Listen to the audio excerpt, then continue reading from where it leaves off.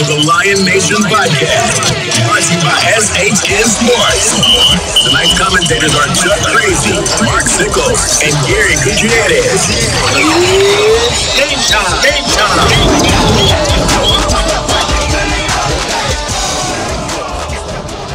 Welcome everyone to Kelly Reeves Athletic Complex, otherwise known as the Palace, here in Northwest Austin, Texas, part of the Round Rock Independent School District, as the Cedar Ridge Raiders host your Leander Lions here in the second game in District 13 6A.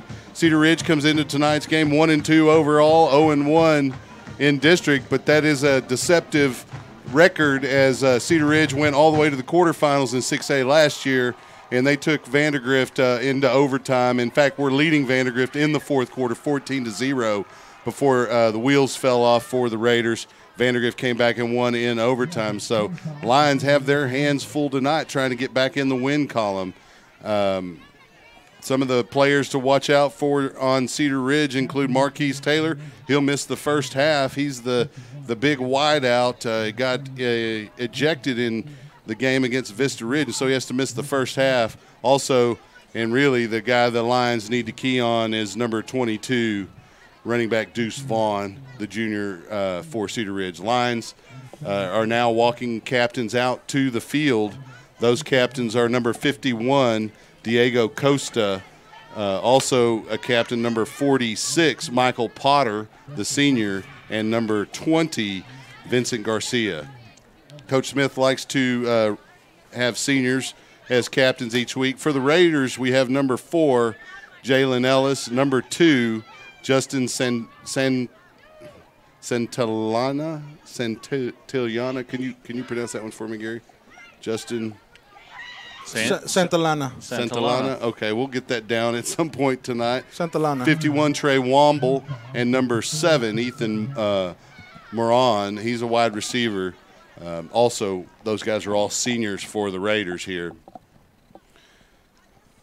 Looks like the Lions have won the toss and will receive to open tonight's game. They're ready to get the offense on the field, need up some clock in this new offense this season. It's a modified veer. We've seen it run to some success for the Lions at times. If they can prevent pre-snap penalties and turnovers here early, it's the kind of offense that will keep you in a ball game like this. Yeah, absolutely. We're going to go to the national anthem, and we'll go on ahead and turn the crowd mic on so you can hear that as well.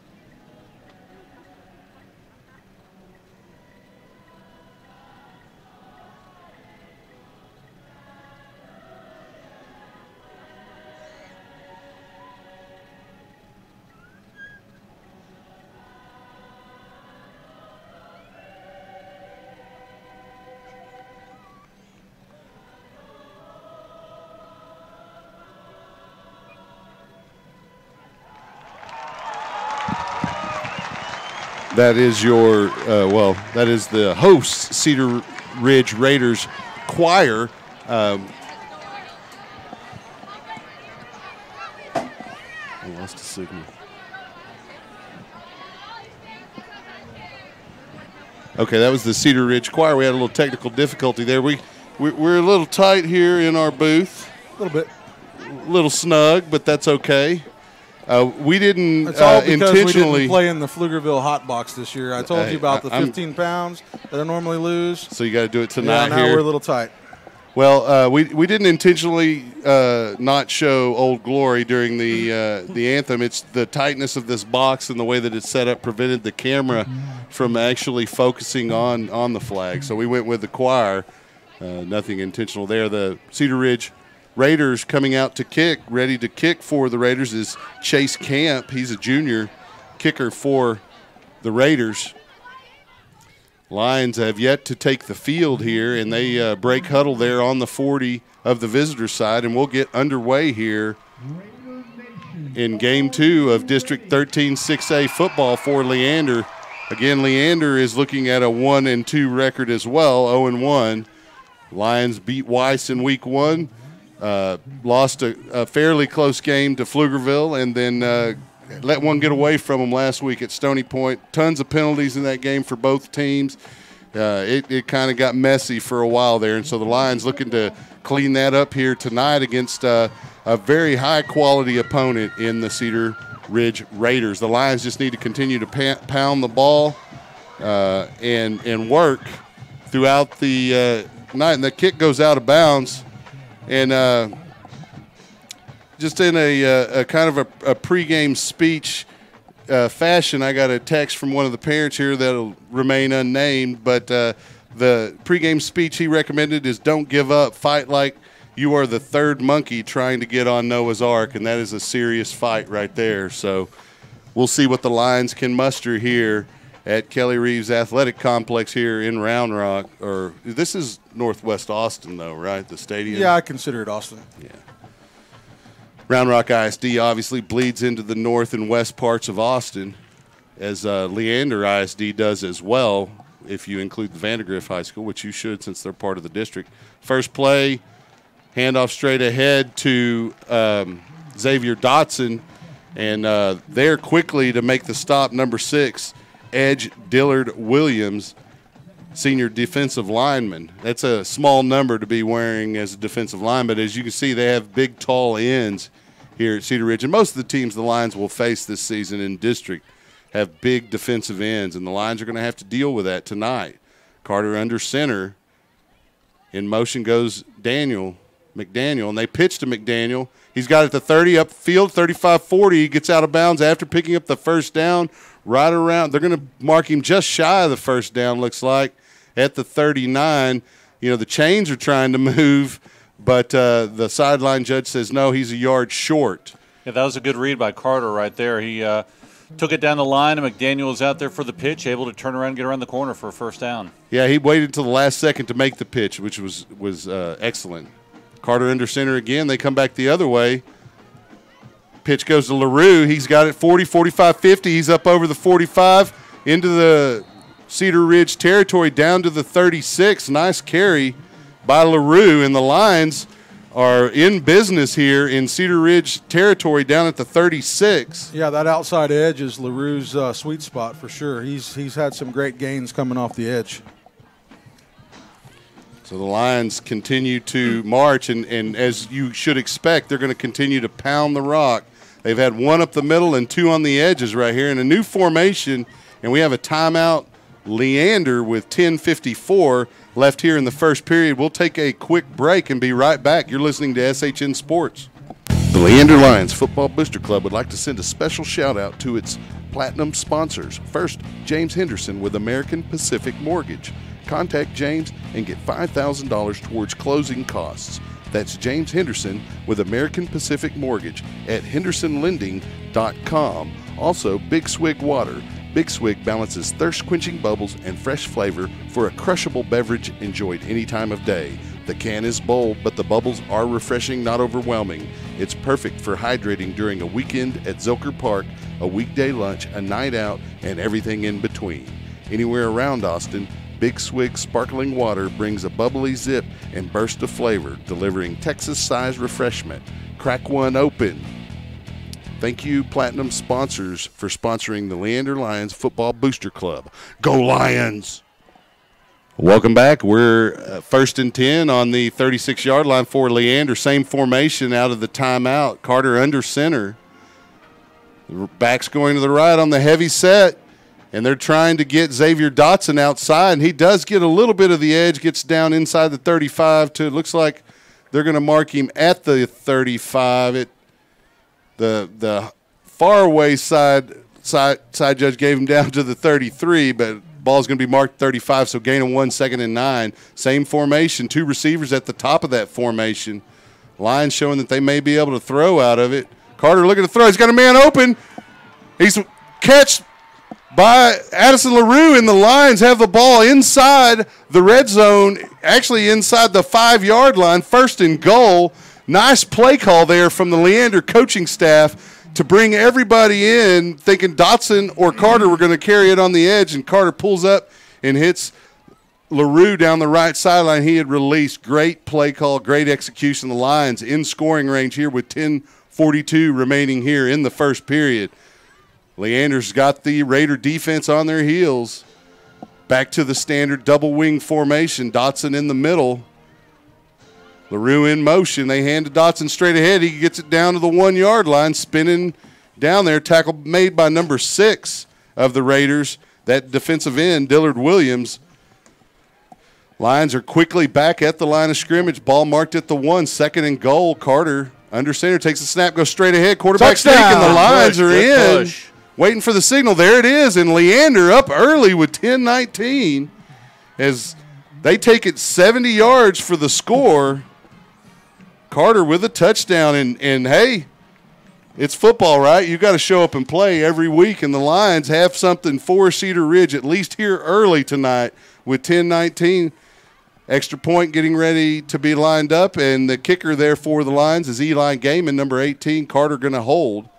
Deep snapper is Costa. There's a snap, hold, kick. That's good.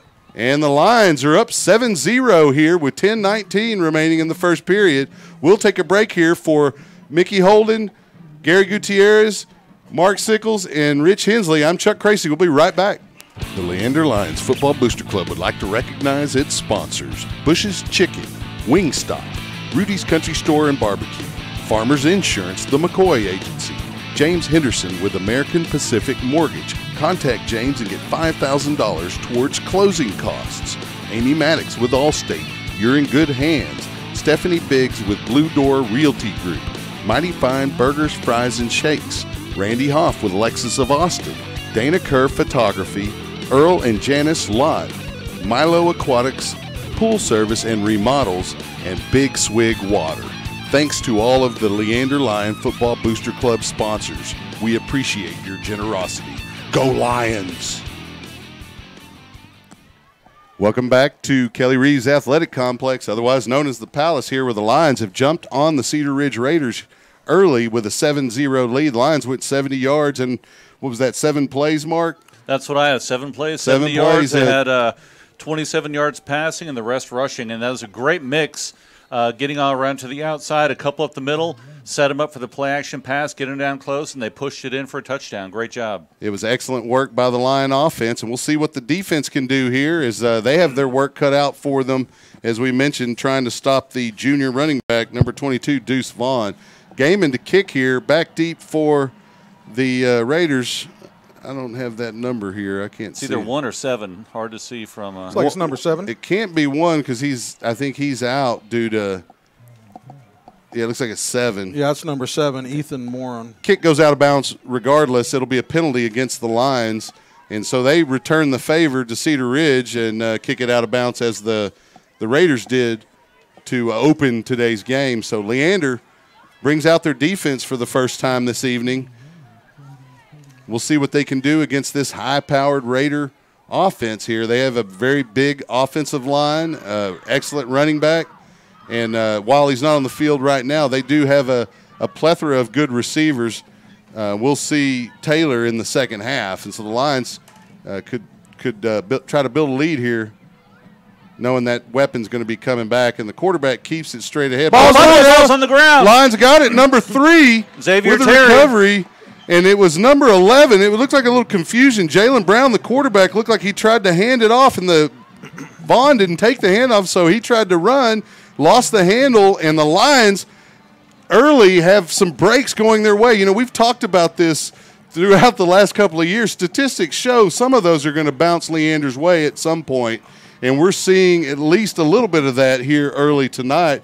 And so Cedar Ridge, one play, and they turn the ball over. Yeah, I think that was one of the defenders that popped that ball loose. Great job by the defense. And, we talked about in the coaches' show, it's one of the things that the coaches have been working on is ripping at the ball during the tackle. Well, and that's one Coach thing Ramsey we've definitely is really seen focused. that's one thing we've seen from this defense is their lion pride attack that they've put on the ball. They've done a great job of that this season, and as you mentioned, finally one went their way. Great job by the defense. So Carter. And great job by Terry, who's had a really good year so far, had some big hits, good defensive plays back in the secondary, and gets a turnover there. And Lions burn another timeout, though, here. We'll take a break with did they burn a timeout? Yeah, they did. Okay. Yeah. We'll take a quick break with them. We'll be right back. You're listening to SHN Sports, Leander Lions Football. By God. Hey, Leander Lions of all ages, listen up. The 14th annual Leander High Craft Market is just around the corner. That's Again, right. Saturday, we did that last November game. 17th from 9 a.m. to Like 4 we got a p.m. plethora. At Leander High School. Maybe we have more we don't know about. South Baghdad Road in Leander, featuring more than 200 vendor booths offering food, crafts, homemade goodies, artisan creations, artist holiday creations, and much, much more. And it's indoors, so it will happen, rain or shine. Vendors, get your application and information packet along with a printable craft fair market flyer at leanderbaseball.com. So mark it down, Saturday, November 17th, 2018, 9 a.m. to 4 p.m. at Leander High School, the Leander High Craft Market. You don't want to miss it.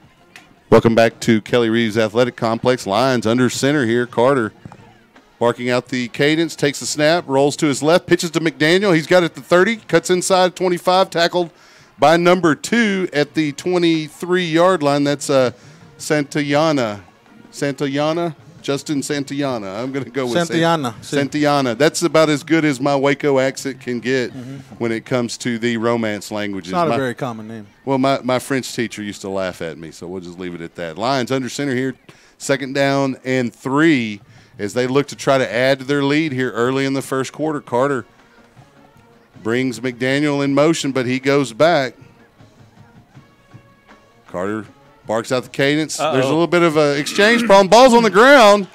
Carter tried to give it to Xavier Dotson, but there was an exchange issue. Ball on the ground, and the Raiders will have it here as the Lions blow an opportunity there and fumble it back to the Raiders. That was definitely a missed opportunity. I'm not really sure what happened there. There's a lot going on in that. It looked like they ran into each other in the backfield, and the ball popped out and couldn't get on top of it. They had one good play there in that possession and then turned the ball over. So defense back out on the field. The Cedar Ridge offense is ready to go, already in formation.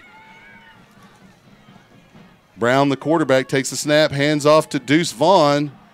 He gets up to the 30 where he's wrapped up by Dyron Dixon and number 16, Ray Egglesey, 2 of the sophomores on the Lions defense. It's 2nd down and 5 here as the Raiders get back up quickly to try to get the Lions on their heels here. Down 7 to Leander with 9:32 remaining in the first period. Brown in a shotgun formation with Vaughn in the backfield. Takes the snap, fakes to Vaughn, gets it complete to number 7 for a first down.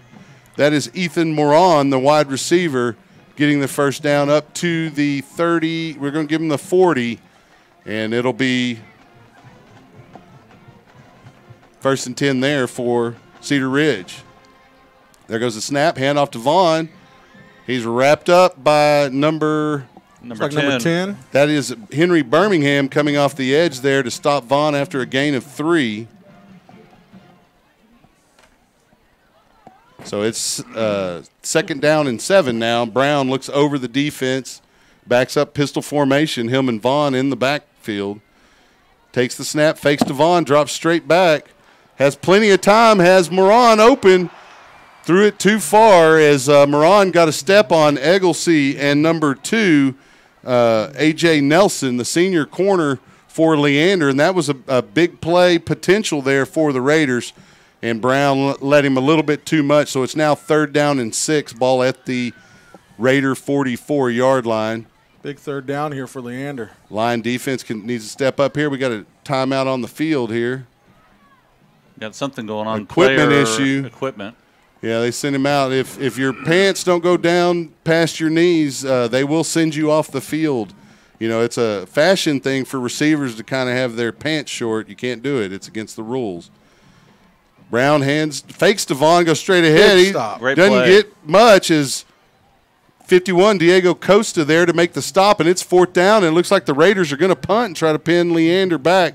Lions don't mind having a long field to drive in this offense. As long as they can stay ahead of the chains, they're pretty pleased with that. Score still 7-0 here, 8:20 and counting as the Raiders get out ready to punt. Back to receive for Leander. Xavier Terry has a fumble recovery here tonight early. Yeah, dodged a bullet on that deep post that was wide open, and then they held him on 3rd down. So here we go, get the ball back. Low driving punt. Fielded by Terry at the 15. He shakes off the first tackler, doesn't get past the next 2, though, and they're going to give him at the 16. It'll be 1st and 10 for Leander. That's a tough play right there. Do you field it and maybe get hit, or you let it roll down and it gets now, close to the goal line? I think he did a good job, good choice to field that punt there and get away from one tackler, but then he ran right into 2. Yeah, he really didn't have a choice, or else the Lions would be pinned with their back against the goal line, likely. And so excellent play by Terry there. Heads up, the junior cornerback. We'll have him back next year, having an excellent season. Both corners for Leander have played well so far this year. Carter under center, standard double wing formation for the Lions. McDaniel in motion. They hand off straight ahead to Dotson. He picks his way up near the 20 for a gain of about 4. Yeah, Dotson, they got to get him a better chin strap or something, because you got to come out of play when that happens. And Dotson's one of those guys you want to keep grinding it and hand him the ball. Pound the rock, as they say. But 4 yards on the first play there. 3rd possession for Leander. They had a touchdown on their first possession and a fumble on their second. 2nd down and 6 from the 20. Carter takes the snap, goes to his right, pitches to LaRue, who gets up past the line of scrimmage, maybe a gain of 2. We'll see where they spot it. They're going to spot it at the 21, so it's going to be 3rd and 5 for Leander. It's certainly a manageable, makeable down for Leander. Now, you'd like it to be 3rd and 3 on this end of your field, but in this offense, you can take a 3rd and 5 and execute it pretty easily. Yeah, and David Cruz is staying in at running back, senior. Cruz, a pretty good running back. Not quite as big as Dotson. We'll see what happens here. Carter under center. Double wing formation. In motion comes LaRue, and we have a timeout Leander as they burn their 3rd timeout in the first period. So we'll take a quick break with them. You're listening to SHN Sports. We'll be right back. The Leander Lions Football Booster Club would like to send a special shout-out to its platinum sponsors. First, James Henderson with American Pacific Mortgage. Contact James and get $5,000 towards closing costs. That's James Henderson with American Pacific Mortgage at hendersonlending.com. Also, Big Swig Water. Big Swig balances thirst-quenching bubbles and fresh flavor for a crushable beverage enjoyed any time of day. The can is bold, but the bubbles are refreshing, not overwhelming. It's perfect for hydrating during a weekend at Zilker Park, a weekday lunch, a night out, and everything in between. Anywhere around Austin, Big Swig sparkling water brings a bubbly zip and burst of flavor, delivering Texas-sized refreshment. Crack one open. Thank you, Platinum sponsor. Welcome back to Kelly Reeves Athletic Complex, and Dotson in the game now here, 3rd down and 6. Coach wants to get his hoss in the game so that the defense has to at least consider Dotson as a weapon here. But Cruz also a pretty good running back, so we'll see if it pays off here using that timeout. The Raiders' offense getting up from the bench as if it's a foregone conclusion that the defense is going to make this stop. Let's see. Looks like the Lions have bigger splits. Carter takes a snap, fakes, to Dotson, goes straight ahead off guard and gets the first down up near the 29. Excellent read by Carter. He tucked it, and then he took the first lane that was available, and it was like a little shoot right down that lane for a first down. Yeah, and that's one thing you've seen from him in the past, his ability to get skinny and slide through the gaps, and he saw that right off the bat. Good job for him just taking that first hole, as you mentioned, and running forward instead of trying to run around. Carter under center now here on 1st and 10. McDaniel in motion. They take the snap. Carter going that way. Pitches to McDaniel. There's a flag in the backfield. McDaniel able to get outside up near the 34, but we'll see. There's 2 flags on the field. Typically that's a hold in that area, and these are the kind of penalties, if it is against Leander, that really hurt the Lions and make this offense difficult to continue a drive. Yeah, with the past offense that they had, let's hear what they have to say here. They're clearing it up, making sure everything's right on the same page with all the crew, and we'll hear what the referee has to say.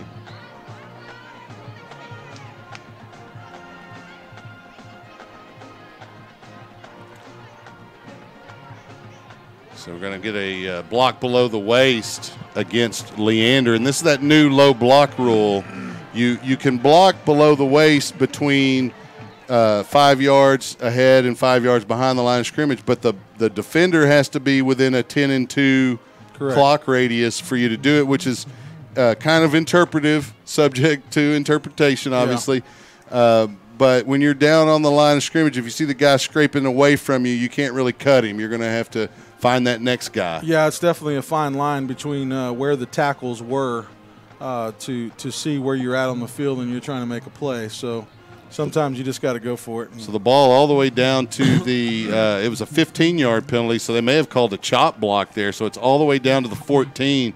First down. Lions got 25 yards to get a first. Carter fakes the handoff, drops back, throws it down the right sideline to McDaniel. There were 3 defenders there, so Carter threw it away wisely over McDaniel's head. It's second down. The clock stops with 6:52 here in the first period. Again, Leander on top 7-0 early in this ball game. So Lions, they got to get a big play out of one of these next couple of plays, or else they're going to be punting the ball away here, which is fine because your defense is playing pretty well to this point.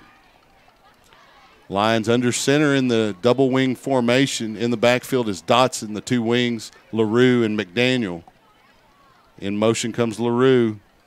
Handoff straight ahead to Dotson. We have a flag in the backfield, and it looks like it's likely going to be an illegal motion as Carter snapped the ball before LaRue set. And he was slowing down to do that. I'm not really sure. It's probably going to be an illegal motion. And that is the indication from the white hat. The ball gets moved back down to the 14 where it is second down and 25. Lions needing a big play here. Maybe playing it safe here. I think if it's me, I'm running a couple of plays and punting the ball here. Carter under center. McDaniel in motion. Carter fakes to Dotson, goes. He's got it on the edge. He's at the 15-20. Gets cut down by the safety there. And that really was a first down saving tackle there as Carter had a lot of green in front of him. He gets it up to the 20. Yeah, that's a nice open field tackle by 21 Gavin Dunn. One-on-one with Carter, hard to bring down in the open field. And he had an excellent read on it and was able to bring him down. Yeah, nice work there by the defensive back, and it makes Leander with a bit of a quandary here. Third down and 19. They have the ball on the 20. They need to get to the 39. Carter under center, double wing formation. There's the snap. Carter moves to his left, looking to pitch. No one to pitch. He just ducks his head, gets a couple of yards, and the Lions, wisely, in my opinion, take a couple of runs here. They're going to bring out the punt team. Gaiman, if he's given enough time, can get a nice distance and height on his punt. We'll see who's back to receive. Looks like we have number 1, Marquise Taylor. Okay. And number 12, Mark Anthony Walker. It must be Ellis is the guy who was the best receiver. I had the number confused. So Taylor back deep here in the middle. Gaiman takes the snap, gets a punt. It's going to land and bounce at the 48, fielded at the 47 across midfield. goes Taylor, and he's wrapped up inside line territory at the 43 by number 90, Connor Kracy, and number 16, Ray Egglesey. And so the Lions defense come out with their back against the wall a little bit in their own territory for this next possession for Cedar Ridge. Yeah, and good job by Wesley Weingart to turn that play back inside to get some help. And so they have it on the line, 40. Brown takes a snap, hands it to Vaughn. After a fake, Vaughn almost finds his way through. He's tripped up right around the 42 by Birmingham, but he gets 9 yards on that first gain. Raiders back on the line of scrimmage quickly. 2nd down and 2. They're going to give him 8 on that first one. There's Brown with a snap. Throws it to Moran in the flat. Picks his way up into line, almost into the 25. They're going to mark him right at the 25. It'll be a first down for the Raiders with 4:49 left here in the first period. Defense needs to come up with some kind of play here as the Raiders are marching. Yeah, A.J. Nelson there is one who tripped him up before he went out of bounds. Brown takes the snap, fakes to Moran, hands to Vaughn straight ahead. He breaks the first tackle to the right. He's in the open, and the Lions had him wrapped up, but were unable to hang on to him. And Vaughn takes it 25 yards for a touchdown. Yeah, Dyron Dixon had him wrapped up, thought he was going to bring him down, but he managed to escape out and bounce out, and he saw glory after that. And you see why Vaughn is one of the better running backs in the area. He's definitely not the biggest guy, but he definitely shows some ability there on that play. So coming out for the extra point for the Raiders, we have number 39, and that's going to be Chase Camp to kick the extra point. There's a snap. It's a little bit high. It gets tipped, but it gets through. The Lions did get a hand on it, but we're going to be tied up here at 7 for Rich Hensley, Mark Sickles, Gary Gutierrez, and Mickey Holden. I'm Chuck Kracy. We'll be right back. It's 7-7. Go Lions. Hey, Leander Lions of all ages, listen up. The 14th annual Leander High Craft Market is just around the corner. That's right, Saturday, November 17th from 9 a.m. to 4 p.m. at Leander High School, 3301 South Baghdad Road in Leander.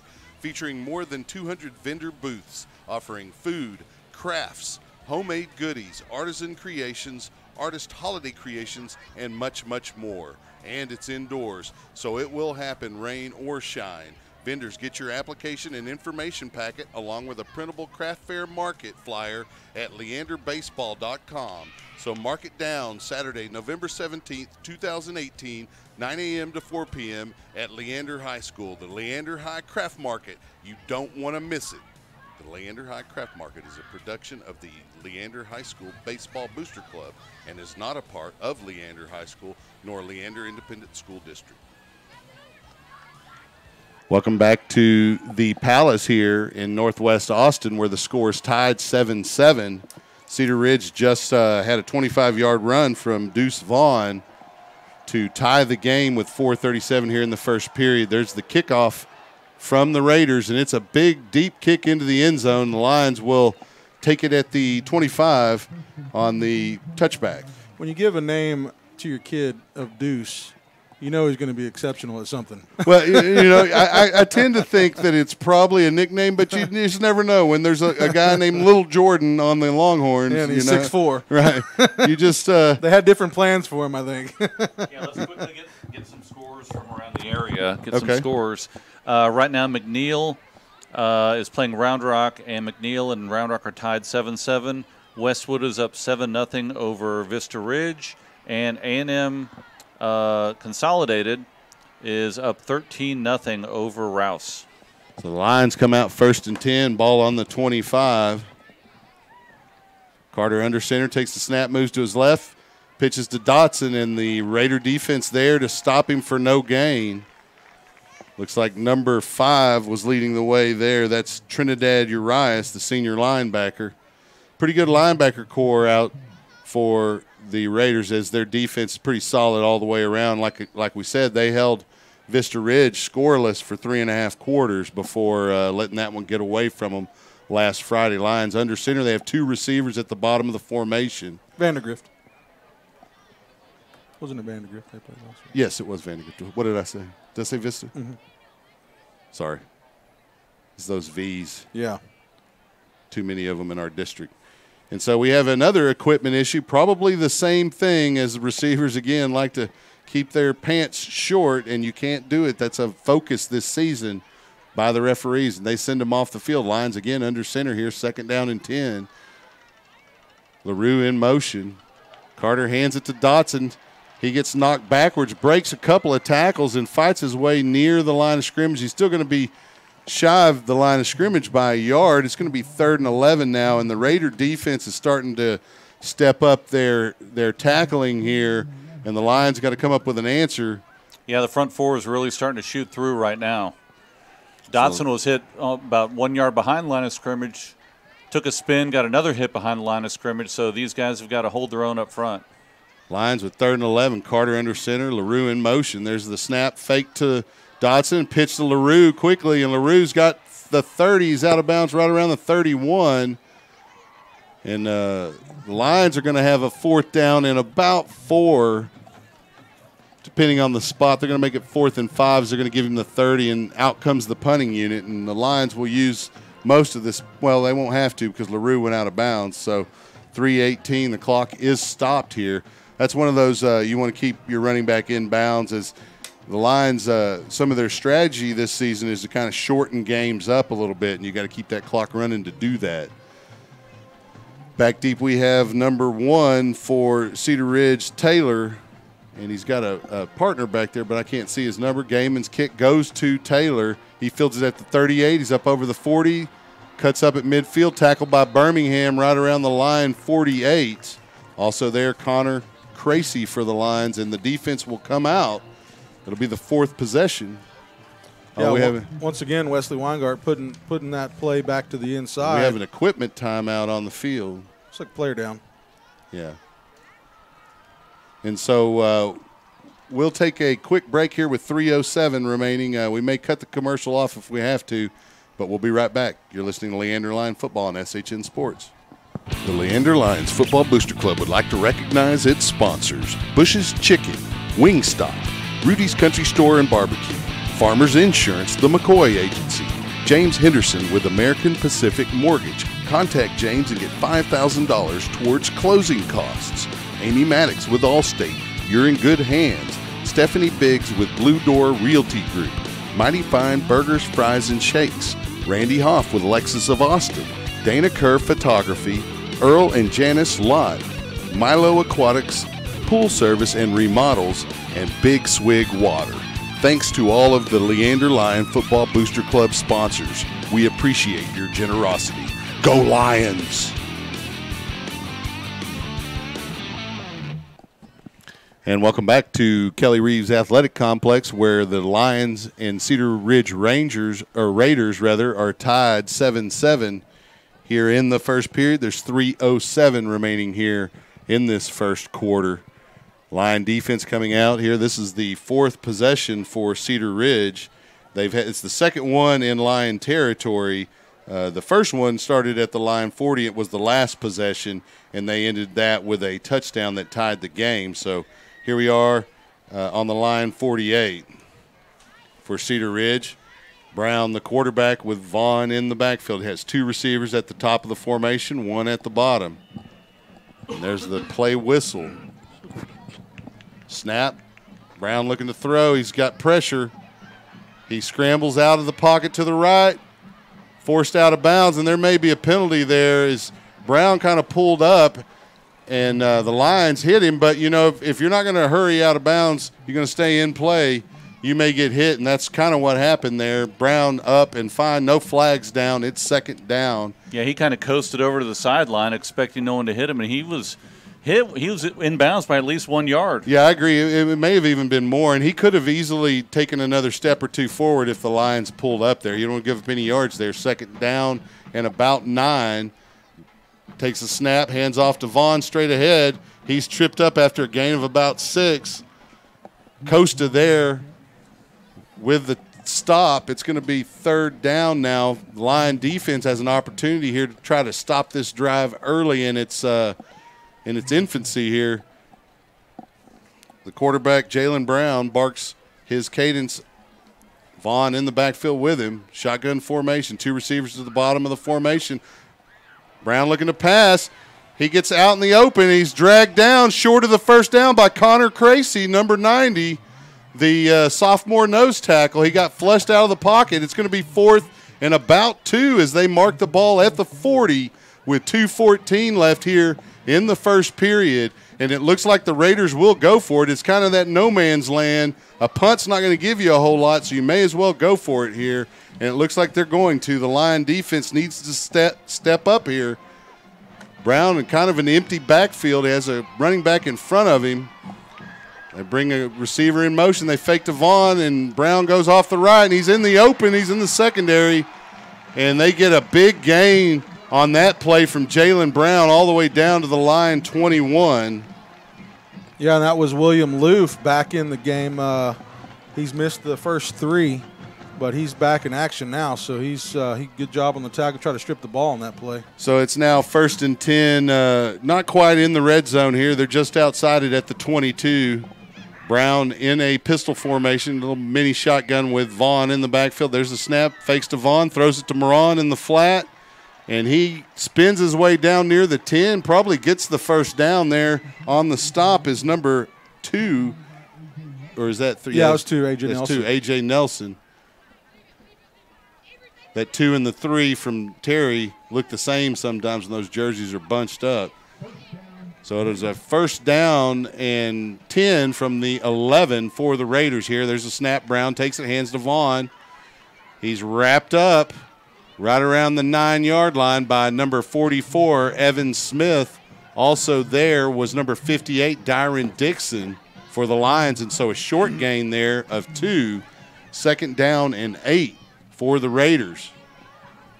We got under a minute here left in the first period. Brown in a shotgun formation, empty set. He does have a fullback in front of him. They bring Vaughn in motion. They fake the jet sweep to him, and it's the same play as before that they had the big play on, and Brown gets really close to first down yardage on it. We'll see where they mark it. Yeah, Brown's got to be real careful how he's carrying that ball. He's going to be a little short. He's running it like a true quarterback, ball in hand. So yeah, the Lions need to poke that thing out of there. It's 3rd and 1 here.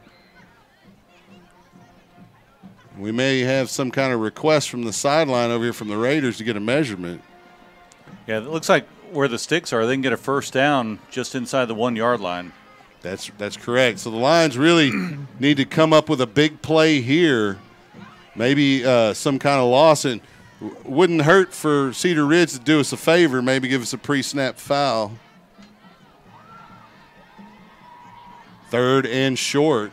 Brown in a shotgun, takes a snap, fakes to Vaughn, goes to the left. Lions are there, but he's able to break that first tackle and force his way in for the touchdown. So Vaughn on their 3rd drive, and now Brown here on the 4th drive, and the Raiders have their first lead of the game as they take a 13-7 lead here with 17 seconds left in the first period. We'll have the extra point attempt here coming up from Chase Camp. Lions got a piece of the last one. We'll see if they can get a hand on this one. There's a snap, hold, the kick is up, and it's a little higher, and it is good. It is now 14-7. The Raiders lead Leander with about 17 seconds here in the first period. We'll take a quick break. You're listening to Leander Lion Football on SHN Sports. We'll be right back. The Leander Lions Football Booster Club would like to send a special shout-out to its platinum sponsors. First, James Henderson with American Pacific Mortgage. Contact James and get $5,000 towards closing costs. That's James Henderson with American Pacific Mortgage at hendersonlending.com. Also, Big Swig Water. Big Swig balances thirst-quenching bubbles and fresh flavor for a crushable beverage enjoyed any time of day. The can is bold, but the bubbles are refreshing, not overwhelming. It's perfect for hydrating during a weekend at Zilker Park, a weekday lunch, a night out, and everything in between. Anywhere around Austin, Big Swig sparkling water brings a bubbly zip and burst of flavor, delivering Texas-sized refreshment. Crack one open. Thank you, Platinum sponsors, for sponsoring the Leander Lions Football Booster Club. Go Lions! Chase Camp out to kick for the Raiders here as we try to finish out the first period. The Raiders able to take the 14-7 lead on Leander. The Lions getting ready to have their 5th possession here of the first period. We'll talk about and summarize what they did after the kick. The kick is deep and into the end zone. The Lions will take the touchback. Leander opened the game on their own 30 and drove the ball 70 yards for a touchdown. Had a nice pass to LaRue to get down inside the 10 to open the game, and that touchdown for the Lions by Rashad Carter. Started the second series on the Cedar Ridge 30 and had one good play, and then we had a fumble and turned the ball over, which, the Lions could have been up 2 scores there. And then they had 1 first down in possession 3 and punted, and then punted in the first series of downs on their 4th possession. So the Lions need to crank it back up as the Raider defense is starting to stiffen. Carter under center takes the snap. He's moving to the left. There's the pitch to the running back, number 23 for Leander, and that is sophomore Brandon Puckett, who picks up about 4 yards. Puckett is a pretty good running back, at least in his sub-varsity time, and that's going to be the end of the quarter. We'll take a quick break here, and we'll be back on SHN Sports. You're listening to Leander Lion Football. Hey, Leander Lions of all ages, listen up. The 14th annual Leander High Craft Market is just around the corner. That's right, Saturday, November 17th from 9 a.m. to 4 p.m. at Leander High School, 3301 South Baghdad Road in Leander. Featuring more than 200 vendor booths offering food, crafts, homemade goodies, artisan creations, artist holiday creations, and much, much more. And it's indoors, so it will happen, rain or shine. Vendors, get your application and information packet along with a printable craft fair market flyer at leanderbaseball.com. So, Mark. Welcome back to Kelly Reeves Athletic Complex. We're going to cover some of those estimated stats here in the first period. Mark, what do we have here going? Well, so far for the Leander Lions, rushing, we have Carter, 5 for 19 yards, Dotson, 6 for tough 7 yards, LaRue, 3 carries for 31 yards, McDaniel, 2 carries for 18 yards, and Puckett, 1 for 4 yards. We also have Carter, 1 for 2 on passing. The completion was to LaRue for 27 yards. On the other hand, for the Cedar Ridge, we have Vaughn, 6 carries for 54 yards, and then we have the quarterback. Brown is 7 for 34. So it looks like the Lions will come out here, second down, ball marked at the 29 as we open the second period. This is the way you want the drives to go for Leander. Yeah, you'll take a big play whenever you can get it, but if you're getting 3 or 4 yards at a time, that's the offense that it's what it's designed for, and that's what you want. Carter under center, double wing formation. In motion is LaRue. Carter takes the snap, goes that way. Pitch goes to LaRue. He's got it at the 30, cuts in. Tackled at about the 38 for the first down. And the Lions have something going here with their first down of the second period. Ball going to be at the Lion 38. Yeah, as I mentioned, LaRue on the outside, he's very dangerous. You saw him weave through a few players, and he's not afraid to hit. He's not the biggest guy on the field, but he can definitely carry his weight. He's got a low center of gravity and pretty good sizable thighs, which helps when you're running the football. Under center, double wing formation. Carter takes the snap. He rolls to the right. Has Puckett as the pitchman. Carter decides to keep it straight ahead and gets up over midfield into Cedar Ridge territory at the 48-yard line. First down, Leander. And Carter saw an opening, and you saw the burst that he brings there on that play. Yeah, he's very he's got a high acceleration, and again, he's very, very thin when he hits that line. He's very hard to bring down. So we have a double wing formation again. Carter under center here, 1st and 10 for Leander. 11 minutes here in the half.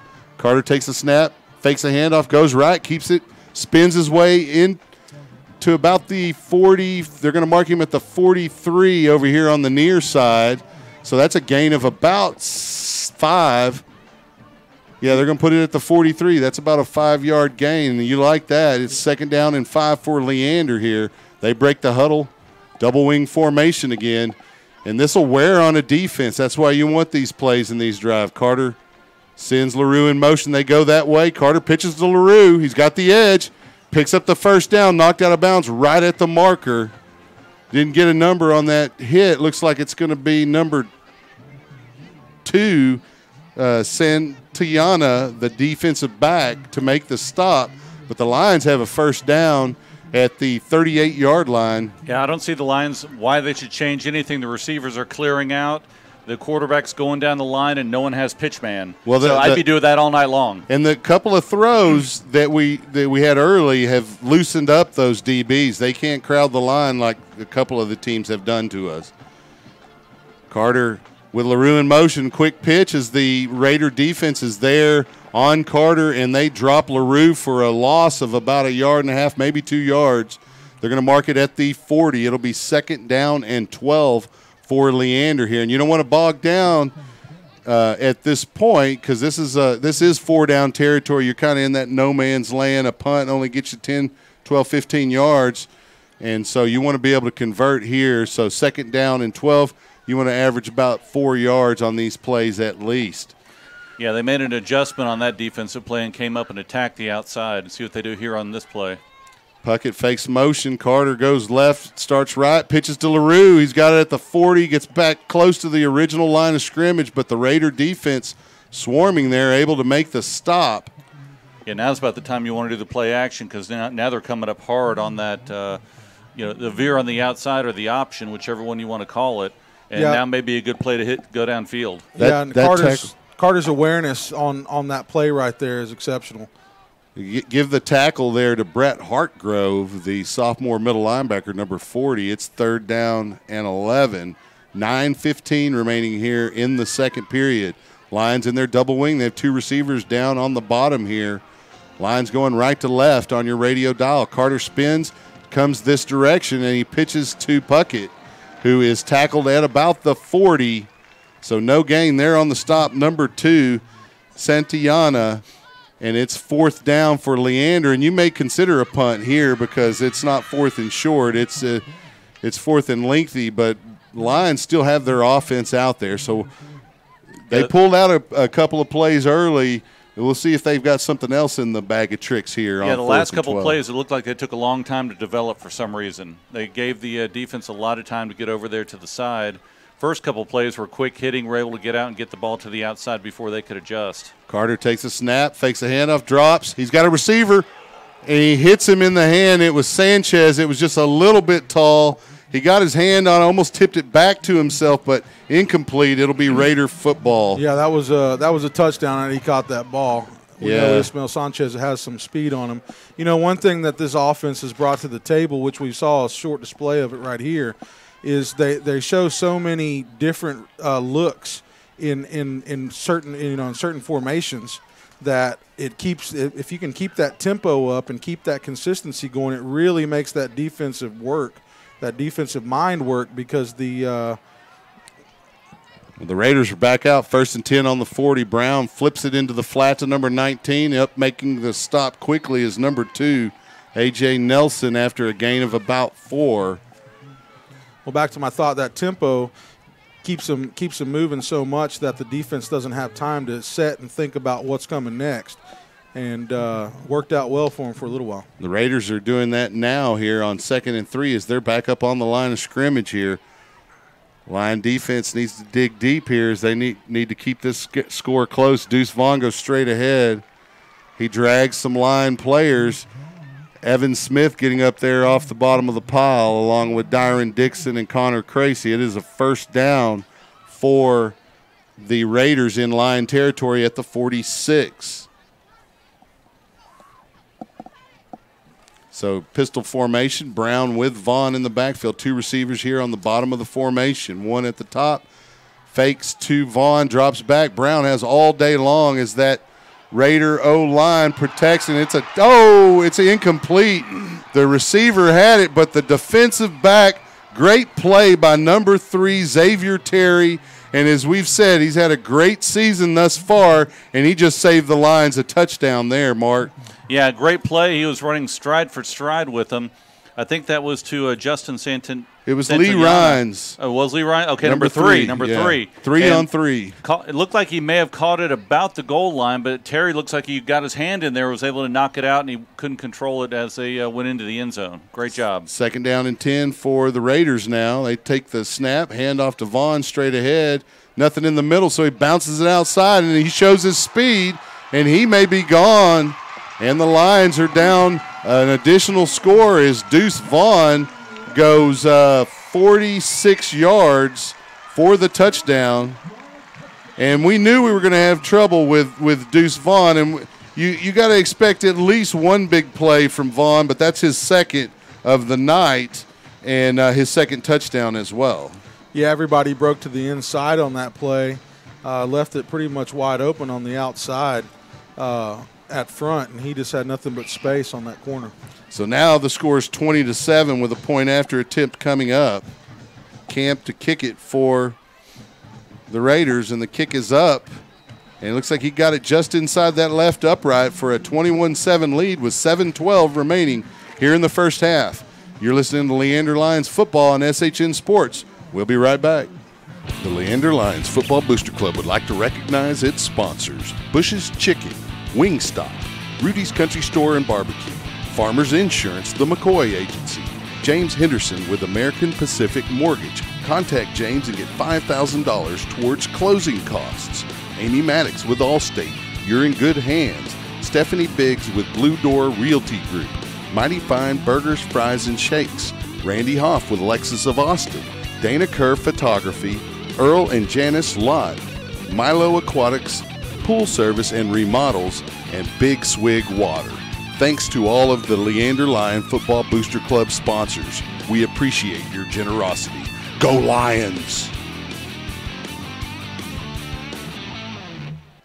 Camp to kick off to the Lions here with 7:12 remaining in the half. Back deep to receive Xavier Dotson, the fullback, and one of the wings, Addison LaRue. We'll see 2 of the 3 kicks from Camp have gone into the back of the end zone. One of them, actually he's had 4. One of them went out of bounds, 3 of them in the back of the end zone. Oh, actually this will be the 4th one, so it'd be 2 in the back of the end zone and 1 out of bounds. We'll see what he does here. See if the Lions get an opportunity to return this. They have good returners, but the Raiders not wanting to give them much of an opportunity here as they haven't kicked to the returners to this point. Camp's kick is going to be a little short. Nope, LaRue lets it go over his head out of the end zone, and it will be a touchback for Leander. Mark, you got any other stats you want to relay or scores? Let's go over some scores real quick. Right now, Round Rock is leading McNeil 21-7. Looks like in the second quarter, Westwood is ahead of Vista Ridge, still 7-0, and A&M Consolidated is up 21-0 over Rouse. This district is a very competitive district. The Lions have no reason to believe that they can't compete in this district as they've competed tonight here. All it's going to take is a score or a long drive here, and this is a very tight ball game going into the half. Lions, double wing formation, Carter under center. LaRue in motion. There's a snap. They hand off straight ahead to Dotson. He picks his way forward up over the 30 to about the 32. Didn't get a number on who made the stop. I think it was number 6 for the Raiders, and that's Dillard Williams, the senior defensive end. If any Lion fans out there want to get a shout out over the broadcast, just make sure you give us a call or a tweet rather at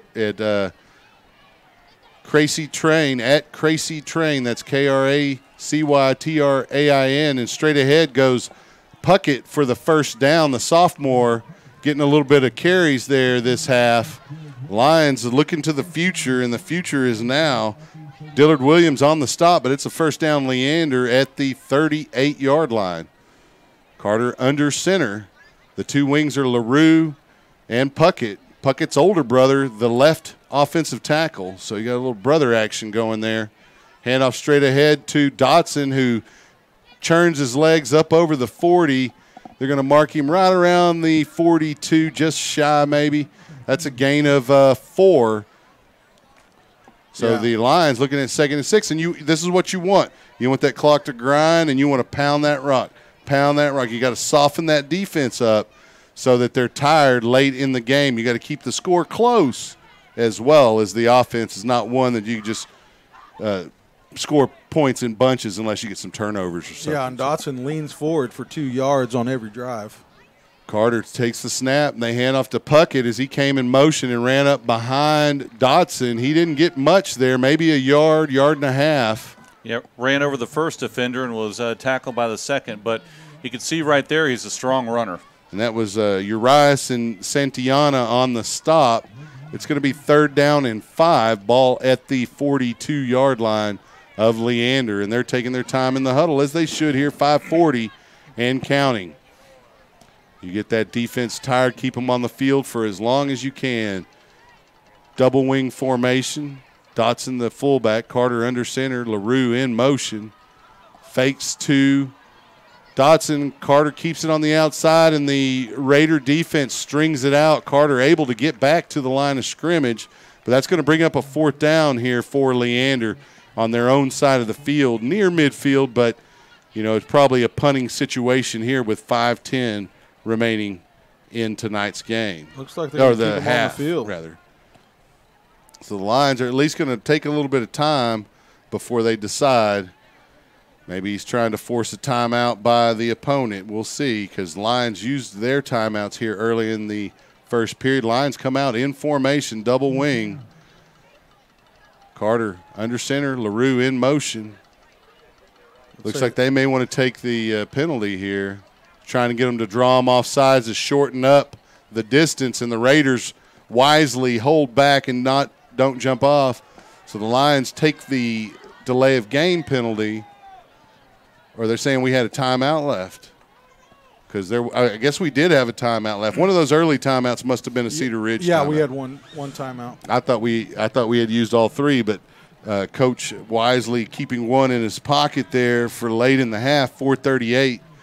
The Raiders on top of Leander, 21-7. We had mentioned some scores earlier. Do you want to see if there's any updates on those, Mark? Yeah, let me check that real quick. I mean, you just see the difference in the offense. You see a couple series where Leander's extremely crisp. They get up to the line, they're firing off, and they're very fast. And then some other plays where it seems to be very slow developing, and the ones when they've been up quick and you have the triple option, either the handoff up the middle, the run down the line, or the pitch. And they've seen when they attack the defense, they seem to do better. So maybe they can do a little bit more of that in the next time they get the drive in the second half. Right now, Round Rock 21-14 over McNeil. Westwood 7-0 over Vista Ridge. And 21 A&M Consolidated 21, Rouse 6. Lions come out in punt formation here on 4th down after the timeout with 4:38 game into punt. Lions spread out the punt formation, kind of freak out the punt return team a little bit. There's a snap to Gaiman. No pressure. Nice punt from Gaiman, a high punt. It's fielded at the 20.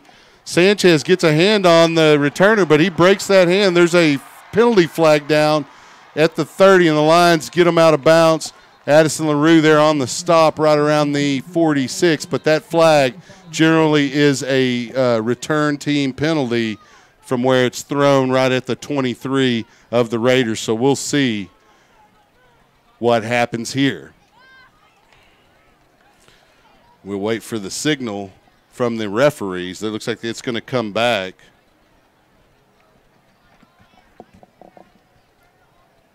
We've also got some other scores here. We've got Dripping Springs over Travis High School, 21-0. Some Lake Travis scores. Lake Travis over Aikens, 30-0, and we've got Westlake over Austin High School, 21-0, with Liberty Hill leading over Conley High School, 27-7 in the first quarter. That is a good football club out at Liberty Hill. That's a 4A school that's, they were a 2-point conversion away from beating Hutto. And they've keep stepping up every time they come up into a bigger district. You know, they've got great facilities that they've been building out there. The high school and the new field they've got out there is pretty exceptional. They've earned every bit of it for sure. They've had some outstanding seasons there at Liberty Hill. So it is a block in the back that'll move the ball back to the 20, where the Cedar Ridge Rangers will start their 6th possession of the game on their own 20. Brown in a shotgun with Vaughn in the backfield. Takes a snap, fakes to Vaughn, flips it into the flat where there's an open receiver. Moran, he carries it up over the 30 for the first down. They're going to mark him right around the 31. Tackle made by number 12 of the Lions. That's Big William Loof getting some work at safety. 1st and 10 for the Raiders here. You had Gavin Spence on that tackle, too. Great job by both of them. Kavon. Quarter Vaughn goes straight ahead. Kracy will not let go of him and slings him down for a short gain. Nice job for the D tackle there for Leander to keep that to a minimum gain. And that just shows you the strength of number 22. He's not very big, but he was definitely working those legs to break loose. 2nd down and 7 for the Raiders. Brown takes a snap, fakes to Vaughn, flips it in the flat to number 19. He picks up a block and gets up near and over midfield before he's dragged down by Ray Egglesey. Number 19, that receiver picking up the first down, is Colby Schoenrock. And it'll be a 1st down and 10 for the Raiders at the Lion 48. Yeah, and Egglesey's got some shoes to fill by his bigger brother. And the Lions need to get a stop here with 3:36 in the half. Can't afford to give them another touchdown going into the half. Vaughn straight ahead. Breaks through the first group of tacklers and is dragged down by Kavon Spence and Ben Hoff right around the 35. And Vaughn is putting in work for the Raiders, and Lions a little slow to get up there. They get over quickly on the defense, and it's 1st and 10 at the Lion 34. Need a big play here from the Lion defense if possible. Yeah, Vaughn slipped right through that first level of linemen there and made a big gain. He's got strong legs. They hand a fake to Vaughn and flip it over in the flat to number 1. That is Marquise Taylor. He gets about 7 yards. Looks like that's William Loof on the tackle there. So it'll be 2nd down and about 3 for the Raiders with 3 minutes and counting here in the half. The Lions got to come up with something here. Brown brings Taylor in motion. They hand to him on the jet sweep, coming left to right, and he finds the opening, and he's in for the score. And there's enough time left, though, for the Lions to answer, but it is now 27-7 here in the first half with 2:44 remaining. The Lion defense getting a little bit tired, and, you know, when the offense doesn't keep those drives going, your defense is on the field for a little bit, and that can wear on you. But both of these teams' defenses, you know, if I don't have the time of possession, but I bet it's fairly close between the teams. So Lions just need to step up here. Down 27-7 for the point after attempt is Camp. Snap, hold, kick. And it is good. It's 28-7 with 2:44 left in the half. We'll take a quick break. You're listening to Leander Lions football on SHN Sports. Hey, Leander Lions of all ages, listen up. The 14th annual Leander High Craft Market is just around the corner. That's right, Saturday, November 17th from 9 a.m. to 4 p.m. at Leander High School, 3301 South Baghdad Road in Leander. Featuring more than 200 vendor booths offering food, crafts, homemade goodies, artisan creations, artist holiday creations, and much, much more. And it's indoors, so it will happen, rain or shine. Vendors, get your application and information packet along with a printable craft fair market flyer at leanderbaseball.com. So mark it down Saturday, November 17th, 2018, 9 a.m. to 4 p.m. at Leander High School, the Leander High Craft Market. You don't want to miss it.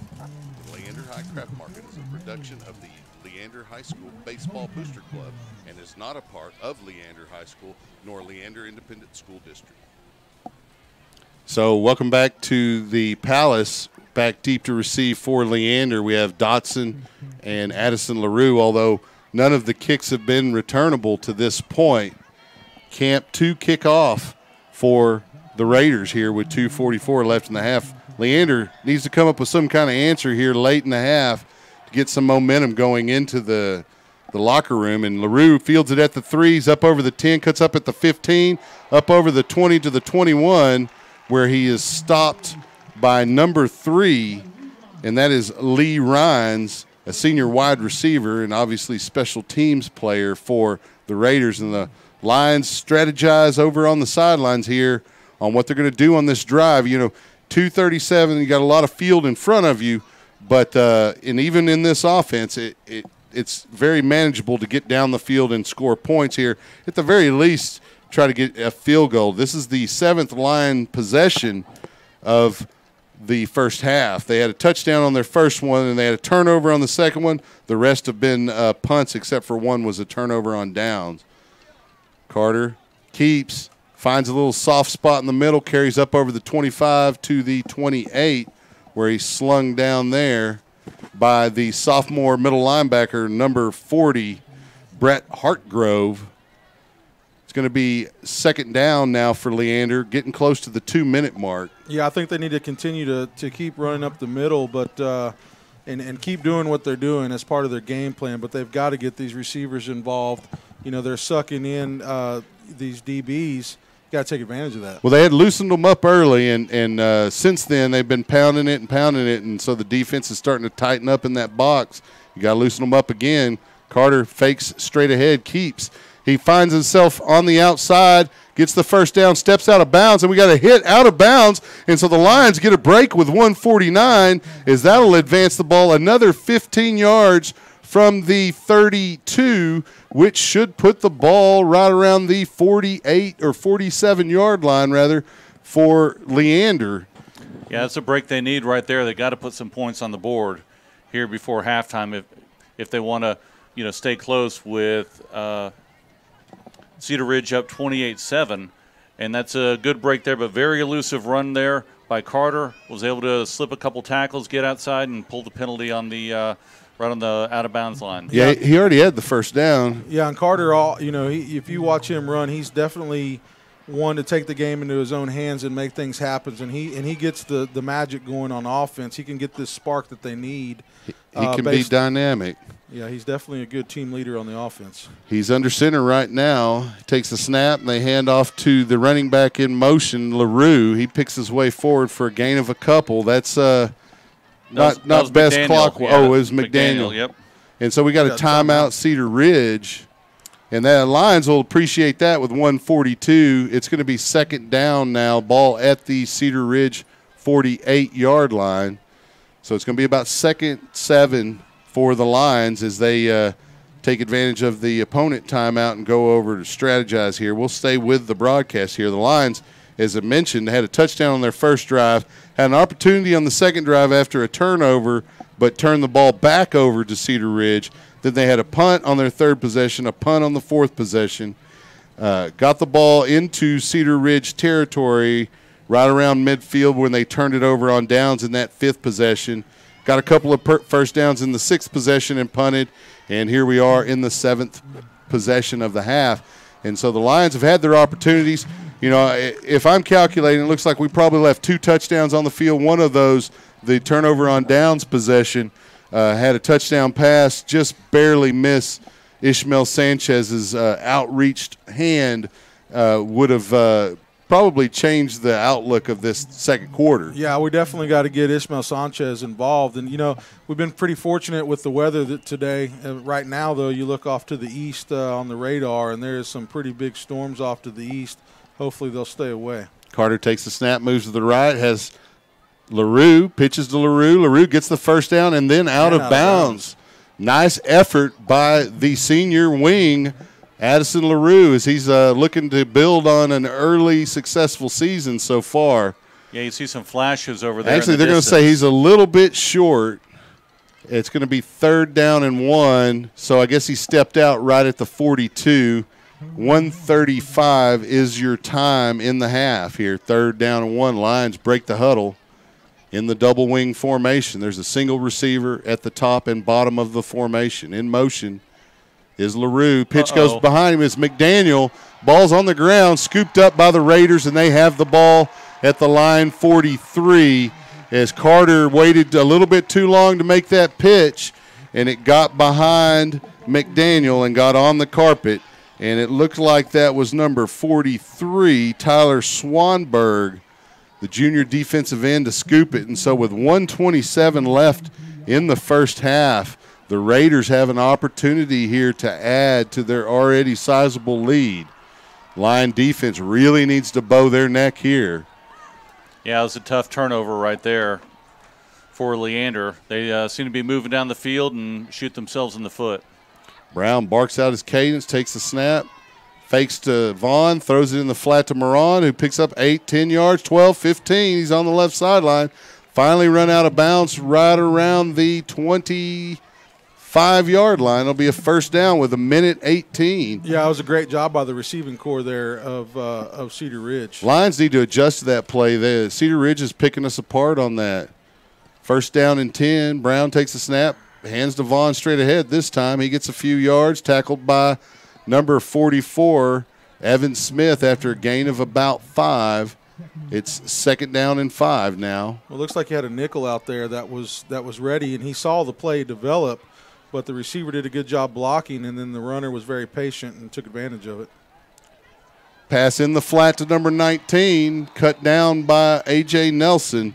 Number 19 is Colby Schoenrock, and it is a first down for the Raiders. We're at 54 seconds as he stayed in bounds, though. They're just going to wind the clock once they set it, right? That was Xavier Terry on the tackle, and that was definitely it looks like they're going to call him out of bounds there, so the clock stays stagnant at 54 seconds as the Raiders look to the sideline. A big stop here by Leander defense. Yeah, some kind of turnover or something.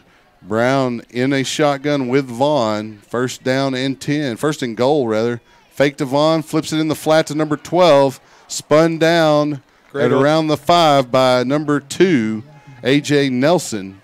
Yeah, that was a great open field tackle by A.J. That was Mark Anthony Walker, the receiver there, trying to get points. It's 38 seconds and counting, second and goal. Brown takes the snap, and they hand to Vaughn. He breaks the first tackle and gets in.